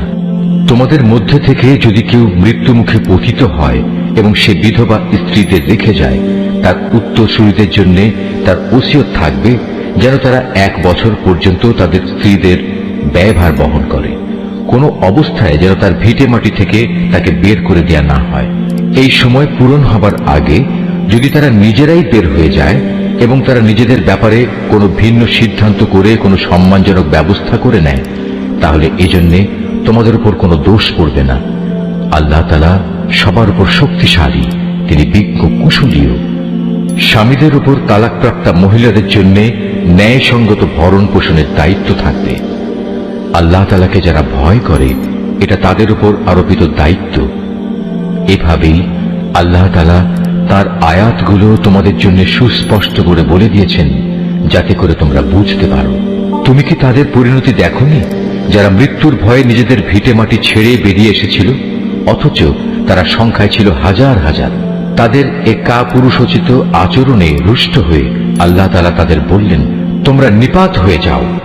অতঃপর এক সময় তাদের বংশধররা সাহসিকতার সাথে জালেমের মোকাবেলা করল। আল্লাহ তাআলা তাদের পুনরায় সামাজিক ও রাজনৈতিক জীবন দান করলেন। আল্লাহ তাআলা এ ধরনের সাহসী মানুষদের উপর সর্বদাই অনুগ্রহশীল, কিন্তু মানুষদের অধিকাংশই এজন্য আল্লাহর কৃতজ্ঞতা আদায় করে না। অতএব হে মুসলমানরা, কাপুরুষতা না দেখিয়ে তোমরা আল্লাহর পথে লড়াই করো এবং একথা ভালো করে জেনে রাখো, আল্লাহ তাআলা যেমন সব শোনেন তেমনি তিনি সবকিছু জানেনও। তোমাদের মধ্যে থেকে কে এমন হবে যে আল্লাহকে উত্তম ঋণ দেবে? যে কেউই আল্লাহকে ঋণ দেবে সে যেন জেনে রাখে আল্লাহ তাআলা ঋণের সে অঙ্ক তার জন্য বহু গুণ বাড়িয়ে দেবেন। আল্লাহ তাআলা কাউকে ধনী আবার কাউকে গরিব করে দেন, আর সব শেষে তোমাদের ধনী গরিব সবাইকে তো একদিন তার কাছেই ফিরে যেতে হবে।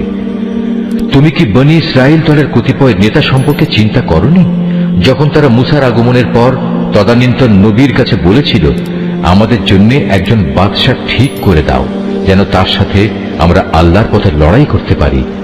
আল্লাহর নবী তাদের বলল, তোমাদের অবস্থা আগের লোকদের মতো এমন হবে না তো যে আল্লাহ তাআলা তোমাদের লড়াইয়ের আদেশ দেবেন এবং তোমরা লড়াই করবে না?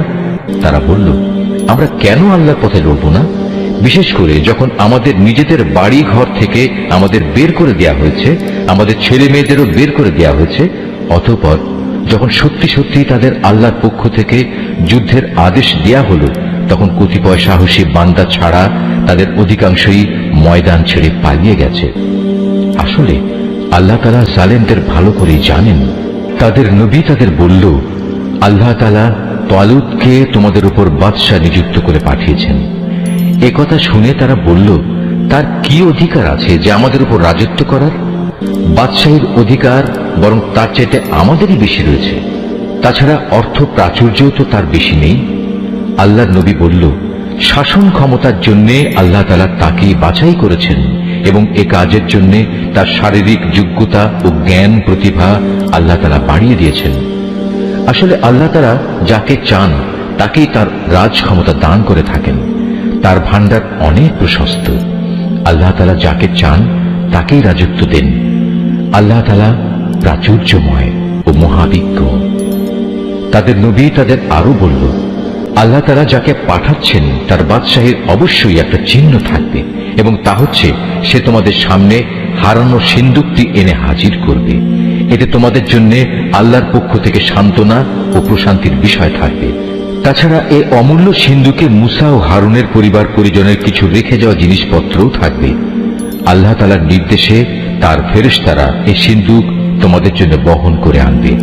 যদি তোমরা বিশ্বাস স্থাপন করো তাহলে তোমরা দেখবে এ সব কিছুতে তোমাদের জন্য এক ধরনের নিদর্শন রয়েছে। রাজত্ব পেয়ে তালুত নিজ বাহিনী নিয়ে যখন এগিয়ে গেল, তখন সে তার লোকদের বলল, আল্লাহ তাআলা একটি নদীর পানি দিয়ে তোমাদের পরীক্ষা করবেন। যদি তোমাদের মধ্যে কেউ এর পানি পান করে তাহলে সে আর আমার দলভুক্ত থাকবে না, আর যে ব্যক্তি তা খাবে না সে অবশ্যই আমার দলভুক্ত থাকবে। তবে কেউ যদি তার হাত দিয়ে সামান্য এক আজলা পানি খেয়ে নেয় তা ভিন্ন কথা।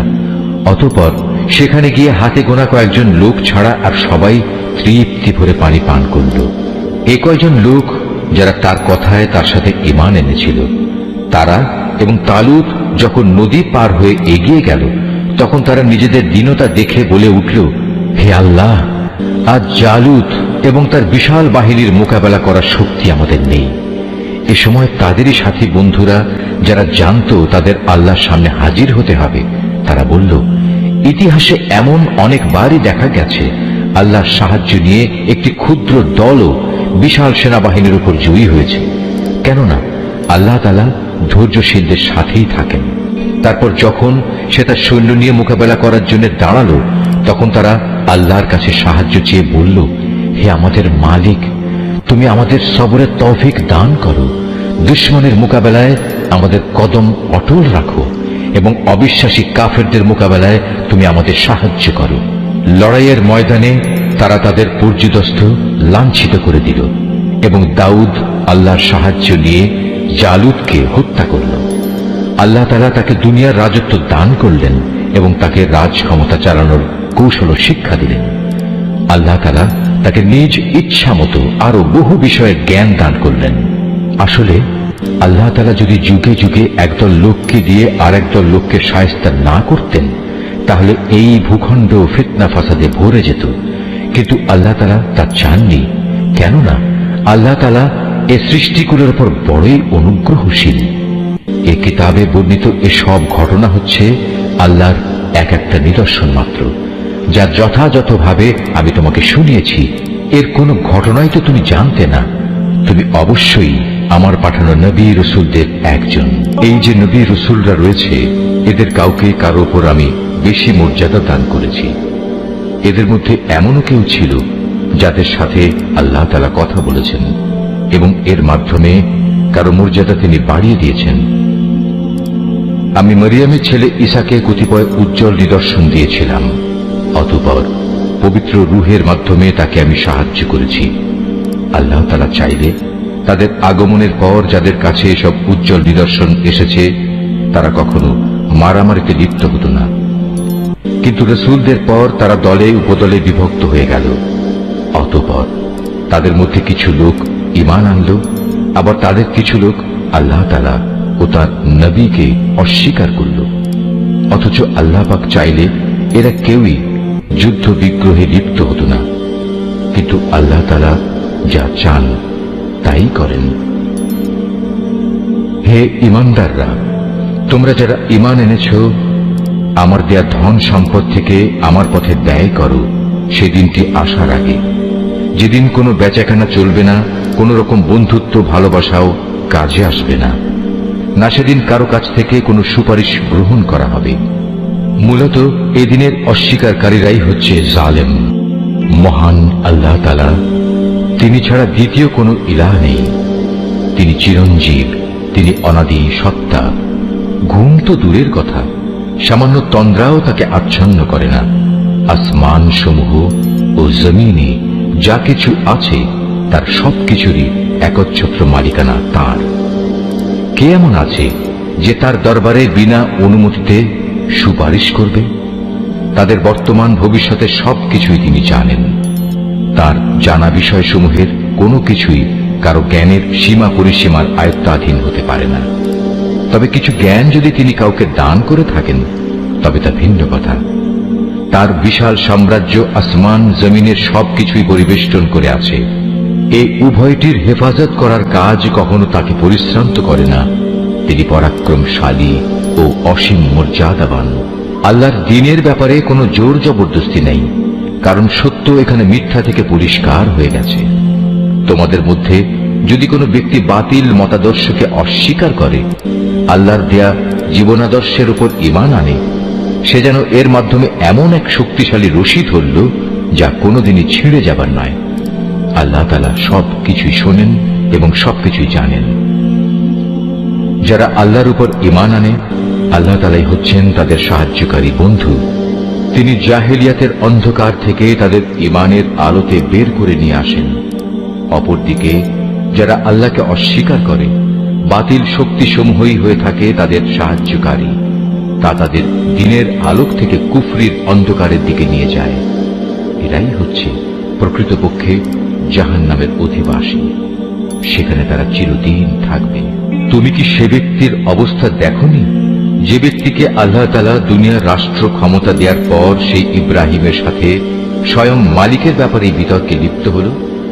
বিতর্কের এক পর্যায়ে ইব্রাহিম বলল, আমার মালিক তিনি, যিনি সৃষ্টিকুলকে জীবন দান করেন, মৃত্যু দান করেন। সে বলল, জীবন মৃত্যু তো আমিও দিয়ে থাকি। ইব্রাহিম বলল, আমার আল্লাহ তাআলা পূর্ব দিক থেকে প্রতিদিন সূর্যের উদয় ঘটান। একবার তুমি তা পশ্চিম দিক থেকে বের করে দেখাও তো। এতে সত্য অস্বীকারী ব্যক্তিটি হতভম্ব হয়ে গেল। আসলে আল্লাহ তাআলা জালেম জাতিকে কখনো পথের দিশা দেন না। অথবা ঘটনাটি কি সেই ব্যক্তির মতো যে একটি বস্তির পাশ দিয়ে যাবার সময় যখন দেখল তা বিধ্বস্ত হয়ে আপন অস্তিত্বের উপর মুখ থুবড়ে পড়ে আছে, তখন সে ব্যক্তি বলল, এই মৃত জনপদকে কিভাবে আল্লাহ তাআলা আবার পুনরুজ্জীবন দান করবেন? এক পর্যায়ে আল্লাহ তাআলা সত্যি সত্যি তাকে মৃত্যু দান করলেন এবং এভাবেই তাকে 100 বছর ধরে মৃত ফেলে রাখলেন। অতঃপর তাকে পুনরায় জীবিত করলেন। এবার জিজ্ঞেস করলেন, বলতে পারো তুমি কতকাল মৃত অবস্থায় কাটিয়েছ? সে বলল, আমি একদিন কিংবা একদিনের কিছু অংশ মৃত অবস্থায় কাটিয়েছি। আল্লাহ তাআলা বললেন, বরং এমনি অবস্থায় তুমি 100 বছর কাটিয়ে দিয়েছ। তাকিয়ে দেখো তোমার নিজস্ব খাবার ও পানীয়ের দিকে, দেখবে তা বিন্দুমাত্র পচেনি। তোমার গাধাটির দিকেও দেখো, তাও একই অবস্থায় আছে। আমি এসব এই জন্যই দেখালাম যেন আমি তোমাকে মানুষদের জন্য পরকালীন জীবনের একটি জীবন্ত প্রমাণ হিসেবে উপস্থাপন করতে পারি। এই মৃত জীবের হাড় পাঁজরগুলোর দিকে তাকিয়ে দেখো, তুমি নিজেই দেখতে পাবে আমি কিভাবে তা একটার সাথে আরেকটা জোড়া লাগিয়ে নতুন জীবন দিয়েছি। অতঃপর কিভাবে তাকে আমি গোশতের পোশাক পরিয়ে দিয়েছি। অতএব এভাবে আল্লাহর দেখানো এ বিষয়টি যখন তার কাছে পরিষ্কার হয়ে গেল, তখন সে বলে উঠল, আমি এটা জানি, অবশ্যই আল্লাহ তাআলা সব কিছুর উপর ক্ষমতাবান। আরো স্মরণ করো যখন ইব্রাহিম বলল, হে মালিক, মৃতকে তুমি কিভাবে পুনরায় জীবিত করো তা আমাকে একটু দেখিয়ে দাও। আল্লাহ তাআলা বললেন, কেন, না দেখে কি তুমি বিশ্বাস করো না? ইব্রাহিম বলল, হ্যাঁ প্রভু, আমি বিশ্বাস করি, কিন্তু এর দ্বারা আমার মন একটু সান্ত্বনা পাবে, এই যা। আল্লাহ তাআলা বললেন, তুমি বরং এক কাজ করো, 4টি পাখি ধরে আনো, অতঃপর আস্তে আস্তে এই পাখিগুলোকে তোমার কাছে পোষ মানিয়ে নাও, যাতে ওদের নাম তোমার কাছে পরিচিত হয়ে যায়। তারপর তাদের শরীর কেটে কয়েক টুকরা ভাগ করো, তাদের কাটা এক একটি টুকরো এক একটি পাহাড়ের উপর রেখে এসো। অতঃপর ওদের সবার নাম ধরে তুমি ডাকো, দেখবে জীবন্ত পাখিতে পরিণত হয়ে ওরা তোমার কাছে দৌড়ে আসবে। তুমি জেনে রাখো, আল্লাহ তাআলা মহা শক্তিশালী, বিজ্ঞ, কুশলী। যারা নিজেদের ধন সম্পদ আল্লাহ তাআলার পথে খরচ করে, তাদের উদাহরণ হচ্ছে একটি বীজের মতো, যে বীজটি বপন করার পর তা থেকে একে একে 7টি শীষ বেরুল, আবার এর প্রতিটি শীষে রয়েছে 100 শস্য দানা। আসলে আল্লাহ তাআলা যাকে চান তাকে বহু গুণ বৃদ্ধি করে দেন। আল্লাহ তাআলা অনেক প্রশস্ত, অনেক বিজ্ঞ। যারা আল্লাহ তাআলার পথে নিজেদের ধন সম্পদ ব্যয় করে এবং ব্যয় করে তা প্রচার করে বেড়ায় না, খোঁটা দেয় না এবং কষ্টও দেয় না, এজন্য তাদের মালিকদের কাছে তাদের জন্য পুরস্কার সংরক্ষিত রয়েছে। শেষ বিচারের দিন এদের কোনো ভয় নেই। তাদের সেদিন দুশ্চিন্তাগ্রস্তও হতে হবে না। একটুখানি সুন্দর কথা বলা এবং উদারতা দেখিয়ে ক্ষমা করে দেয়া সেই দানের চাইতে অনেক ভালো। যে দানের পরিণামে কষ্টই আসে, আল্লাহ তাআলা কারোরই মুখাপেক্ষী নন, তিনি পরম ধৈর্যশীল বটেন। হে ঈমানদার বান্দারা, তোমরা উপকারের খোঁটা দিয়ে এবং অনুগৃহীত ব্যক্তিকে কষ্ট দিয়ে তোমাদের দান সদকা বরবাদ করে দিও না, ঠিক সেই হতভাগ্য ব্যক্তির মতো যে শুধু লোক দেখানোর উদ্দেশ্যে দান করে। সে আল্লাহ তাআলা ও পরকালের উপর বিশ্বাস করে না। তার দানের উদাহরণ হচ্ছে যেন একটি মসৃণ শিলাখণ্ডের উপর কিছু মাটির আবরণ পড়ল, সেখানে মুষলধারে বৃষ্টিপাত হল, অতঃপর তা পাথরটিকে শক্ত করিয়ে রেখে গেল। দান খয়রাত করে তারা যা কিছু অর্জন করল, তা দিয়ে তারা কিছুই করতে পারল না। আর যারা আল্লাহকে বিশ্বাস করে না, আল্লাহ তাআলা তাদের কখনো সঠিক পথ দেখান না। অপরদিকে যারা আল্লাহ তাআলার সন্তুষ্টির জন্য এবং নিজেদের মানসিক অবস্থা আল্লাহর পথে সুদৃঢ় রাখার জন্য নিজেদের ধন সম্পদ ব্যয় করে, তাদের উদাহরণ হচ্ছে যেন তা কোনো উঁচু পাহাড়ের উপত্যকায় একটি সুসজ্জিত ফসলের বাগান। যদি সেখানে প্রবল বৃষ্টিপাত হয়, তাহলে ফসলের পরিমাণ দ্বিগুণ হয়। আর প্রবল বৃষ্টিপাত না হলেও বৃষ্টির শিশির বিন্দুগুলোই ফসলের জন্য যথেষ্ট হয়। আল্লাহ তাআলা ভালো করে পর্যবেক্ষণ করেন তোমরা কে কি কাজ করো।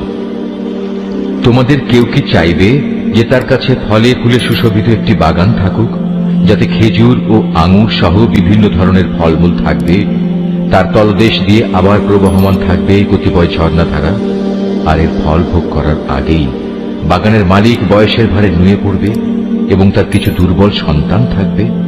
এই অবস্থায় হঠাৎ করে এক আগুনে বাতাস এসে তার সব স্বপ্ন জ্বালিয়ে দিয়ে যাবে।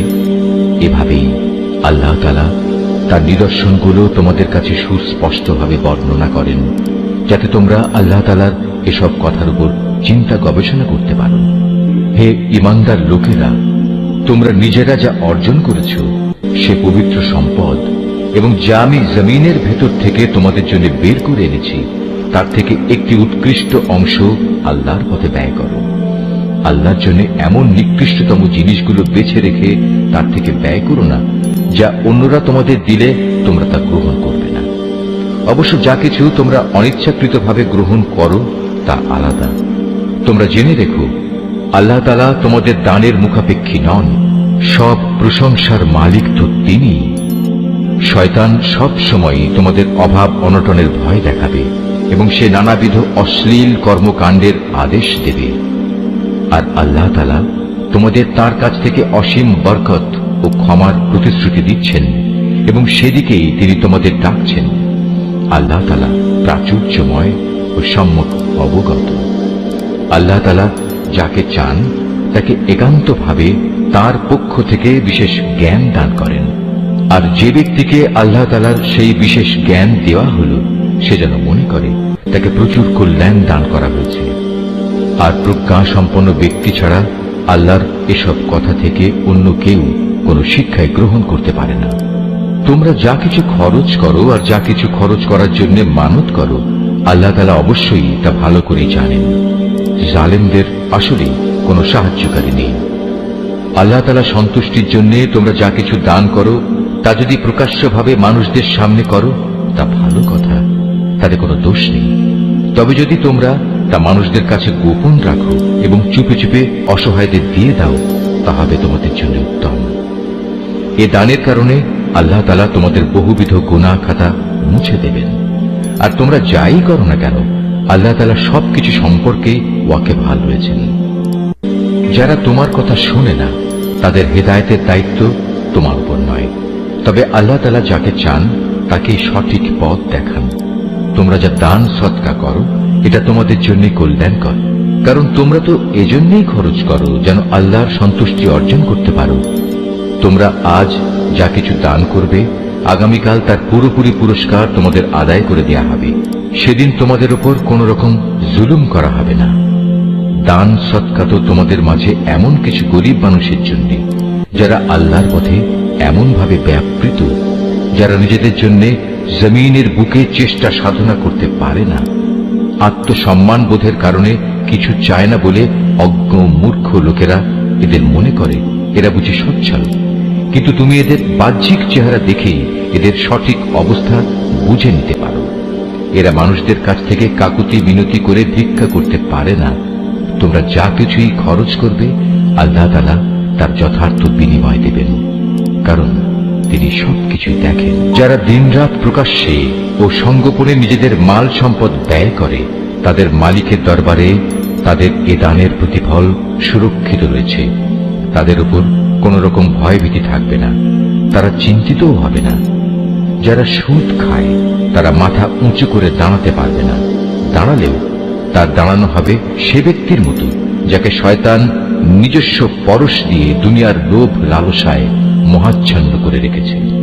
এটা এই কারণে যেহেতু এরা বলে ব্যবসা বাণিজ্য তো সুদের মতোই একটা কারবারের নাম, অথচ আল্লাহ তাআলা ব্যবসা হালাল করেছেন এবং সুদকে হারাম করেছেন। তাই তোমাদের যার যার কাছে তার মালিকের পক্ষ থেকে সুদ সংক্রান্ত এই উপদেশ পৌঁছেছে, সে অতঃপর সুদের কারবার থেকে বিরত থাকবে। আগে এই আদেশ আসা পর্যন্ত যে সুদ সে খেয়েছে তা তো তার জন্য অতিবাহিত হয়েই গেছে। তার ব্যাপার একান্তই আল্লাহ তাআলার সিদ্ধান্তের উপর। কিন্তু এরপর যে ব্যক্তি আবার সুদী কারবারে ফিরে আসবে, তারা অবশ্যই জাহান্নামের অধিবাসী হবে, সেখানে তারা চিরদিন থাকবে। আল্লাহ তাআলা সুদ নিশ্চিহ্ন করেন, অপরদিকে দান সৎকার পবিত্র কাজকে তিনি উত্তরোত্তর বৃদ্ধি করেন। আল্লাহ তাআলা তার নিয়ামতের প্রতি অকৃতজ্ঞ পাপিষ্ঠ ব্যক্তিদের কখনো পছন্দ করেন না। তবে যারা সত্যিকার অর্থে আল্লাহ তাআলার উপর ঈমান এনেছে এবং ভালো কাজ করেছে, নামাজ প্রতিষ্ঠা করেছে, যাকাত আদায় করেছে, তাদের সেদিন কোনো ভয় থাকবে না, তারা সেদিন চিন্তিতও হবে না। হে ঈমানদার লোকেরা, তোমরা সুদের ব্যাপারে আল্লাহকে ভয় করো। আগের সুদী কারবারের যেসব বকেয়া আছে তোমরা তা ছেড়ে দাও, যদি সত্যি তোমরা আল্লাহর উপর ঈমান আনো। যদি তোমরা এমনটি না করো, তাহলে অতঃপর আল্লাহ তাআলা ও তাঁর রাসূলের পক্ষ থেকে তোমাদের বিরুদ্ধে যুদ্ধের ঘোষণা থাকবে। আর যদি এখনো তোমরা আল্লাহর দিকে ফিরে আসো, তাহলে তোমরা তোমাদের মূলধন ফিরে পাবার অধিকারী হবে। সুদী কারবার দ্বারা অন্যের উপর জুলুম করো না, তোমাদের উপরও অতঃপর সুদের জুলুম করা হবে না। সে ঋণ গ্রহীতা ব্যক্তি কখনো যদি অভাবগ্রস্ত হয়ে পড়ে, তাহলে তার উপর চাপ দিও না, বরং তার সচ্ছলতা ফিরে আসা পর্যন্ত তাকে অবকাশ দাও। আর যদি তা মাফ করে দাও, তাহলে তা হবে তোমাদের জন্য অতি উত্তম কাজ। যদি তোমরা ভালোভাবে জানো, তাহলে তাই করো। সেদিনটিকে ভয় করো যেদিন তোমাদের সবাইকে আল্লাহর দিকে ফিরিয়ে নেওয়া হবে। সেদিন প্রত্যেক মানব সন্তানকে জীবনভর কামাই করা পাপ পুণ্যের পুরোপুরি ফলাফল দিয়ে দেয়া হবে। কারো উপর সেদিন কোনো ধরনের জুলুম করা হবে না। হে ঈমানদার বান্দারা, তোমরা যখন পরস্পরের সাথে নির্দিষ্ট একটি সময়ের জন্য ঋণের চুক্তি করো, তখন তা লিখে রাখো। তোমাদের মধ্যকার যে কোনো একজন লেখক সুবিচারের ভিত্তিতে এই চুক্তিনামা লিখে দেবে। যাকে আল্লাহ তাআলা লেখা শিখিয়েছেন সে যেন কখনো লিখতে অস্বীকৃতি না জানায়। লেখার সময় ঋণ গ্রহীতা লেখককে বলে দেবে কি কি শর্ত সেখানে লিখতে হবে। এ পর্যায়ে লেখককে অবশ্যই তার মালিক আল্লাহ তাআলাকে ভয় করা উচিত। চুক্তিনামা লেখার সময় লক্ষ্য রাখতে হবে তার কিছু যেন বাদ না পড়ে। যদি সে ঋণ গ্রহীতা অজ্ঞ, মূর্খ এবং সব দিক থেকে দুর্বল হয়, অথবা চুক্তিনামার কথাবার্তা বলে দেওয়ার ক্ষমতাই তার না থাকে, তাহলে তার পক্ষ থেকে তার কোনো অভিভাবক ন্যায়ানুগ পন্থায় বলে দেবে কি কি কথা লিখতে হবে। তদুপরি তোমাদের মধ্যে থেকে দুইজন পুরুষকে এই চুক্তিপত্রে সাক্ষী বানিয়ে নিও। যদি দুইজন পুরুষ একত্রে পাওয়া না যায়, তাহলে একজন পুরুষ এবং দুজন মহিলা সাক্ষী হবে, যাতে করে তাদের একজন ভুলে গেলে দ্বিতীয় জন তাকে স্মরণ করিয়ে দিতে পারে। এমন সব লোকদের মধ্যে থেকে সাক্ষী নিতে হবে যাদের উভয় পক্ষ পছন্দ করবে। সাক্ষীদের যখন সাক্ষী প্রদানের জন্য ডাকা হবে তখন তারা তা অস্বীকার করবে না। লেনদেনের সময় পরিমাণ ছোট হোক কিংবা বড় হোক, দিনক্ষণ সহ তা লিখে রাখার ব্যাপারে অবহেলা করো না। এটা আল্লাহর কাছে ন্যায্যতর ও সাক্ষ্য দানের ক্ষেত্রে অধিক মজবুত ভিত্তির উপর প্রতিষ্ঠিত, এবং পরবর্তীকালে যাতে তোমরা সন্দিগ্ধ না হও তার সমাধানের জন্যও এটা নিকটতর পন্থা। যা কিছু তোমরা নগদ হাতে হাতে আদান প্রদান করো তা সব সময় না লিখলেও তোমাদের কোনো ক্ষতি নেই, তবে ব্যবসায়িক লেনদেনের সময় অবশ্যই সাক্ষী রাখবে। দলিলের লেখক ও চুক্তিনামার সাক্ষীদের কখনো তাদের মত বদলানোর জন্য কষ্ট দেয়া যাবে না। তারপরেও তোমরা যদি তাদের এ ধরনের যাতনা প্রদান করো তাহলে জেনে রেখো তা হবে তোমাদের জন্য একটি মারাত্মক গুনাহ। এ ব্যাপারে আল্লাহ তাআলা তোমাদের সব কিছুই শিখিয়ে দিচ্ছেন, কেননা আল্লাহ তাআলা সব কিছুই জানেন। যদি তোমরা কখনো সফরে থাকো এবং এ কারণে ঋণের চুক্তি লেখার মতো কোনো লেখক না পাও, তাহলে চুক্তি লেখার বদলে কোনো জিনিস বন্ধক রেখে দাও। যখন তোমাদের কোনো ব্যক্তি অপর ব্যক্তিকে কোনো বন্ধকি জিনিসের ব্যাপারে বিশ্বাস করে, এমতাবস্থায় যে ব্যক্তিকে বিশ্বাস করা হয়েছে তার উচিত সেই আমানত যথাযথ ফেরত দেয়া এবং আমানতের ব্যাপারে আল্লাহ তাআলাকে ভয় করা, যিনি তার মালিক। তোমরা কখনো সাক্ষ্য গোপন করো না। যে ব্যক্তি তা গোপন করে সে অবশ্যই অন্তরের দিক থেকে পাপিষ্ঠ সাব্যস্ত হয়। বস্তুত আল্লাহ তাআলা তোমাদের যাবতীয় কাজকর্মের ব্যাপারে সম্যক অবগত রয়েছেন। আসমান জমিনে যা কিছু আছে তা সবই আল্লাহ তাআলার জন্য। তোমরা তোমাদের মনের ভিতরে যা কিছু আছে তা যদি প্রকাশ করো কিংবা তা গোপন করো, আল্লাহ তাআলা একদিন তোমাদের কাছ থেকে এর পুরোপুরি হিসাব গ্রহণ করবেন। এরপর তিনি যাকে ইচ্ছা তাকে মাফ করে দেবেন, আবার যাকে ইচ্ছা তাকে তিনি শাস্তি দেবেন। আল্লাহ তাআলা সব কিছুর উপর ক্ষমতাবান। আল্লাহর রসূল সে বিষয়ের উপর ঈমান এনেছে যা তার উপর তার মালিকের পক্ষ থেকে নাযিল করা হয়েছে, আর যারা সে রসূলের উপর বিশ্বাস স্থাপন করেছে তারাও সে একই বিষয়ের উপর ঈমান এনেছে। এরা সবাই ঈমান এনেছে আল্লাহর উপর, তার ফেরেশতাদের উপর, তার কিতাব সমূহের উপর, তার রসূলদের উপর। তারা বলে, আমরা তার পাঠানো নবী রসূলদের কারো মাঝে কোন রকম পার্থক্য করি না। আর তারা বলে, আমরা তো আল্লাহর নির্দেশ শুনেছি এবং তা মেনেও নিয়েছি। হে আমাদের মালিক, আমরা তোমার ক্ষমা চাই এবং আমরা জানি আমাদের একদিন তোমার কাছেই ফিরে যেতে হবে। আল্লাহ তাআলা কখনো কাউকেই তার শক্তি সামর্থ্যের বাইরে কোনো কাজের দায়িত্ব চাপিয়ে দেন না। সে ব্যক্তির জন্য ততটুকু বিনিময় রয়েছে যতটুকু সে এ দুনিয়ায় সম্পন্ন করবে, আবার সে যতটুকু মন্দ দুনিয়ায় অর্জন করেছে তার উপর তার ততটুকু শাস্তি পতিত হবে। অতএব হে মোমেন ব্যক্তিরা, তোমরা এই বলে দোয়া করো, হে আমাদের মালিক, যদি আমরা কিছু ভুলে যাই, কোথাও যদি আমরা কোনো ভুল করে বসি, তার জন্য তুমি আমাদের পাকড়াও করো না। হে আমাদের মালিক, আমাদের পূর্ববর্তী জাতিদের উপর যে ধরনের বোঝা তুমি চাপিয়েছিলে তা আমাদের উপর চাপিও না। হে আমাদের মালিক, যে বোঝা বইবার সামর্থ্য আমাদের নেই তা তুমি আমাদের উপর চাপিয়ে দিও না। তুমি আমাদের উপর মেহেরবানি করো, তুমি আমাদের মাফ করে দাও।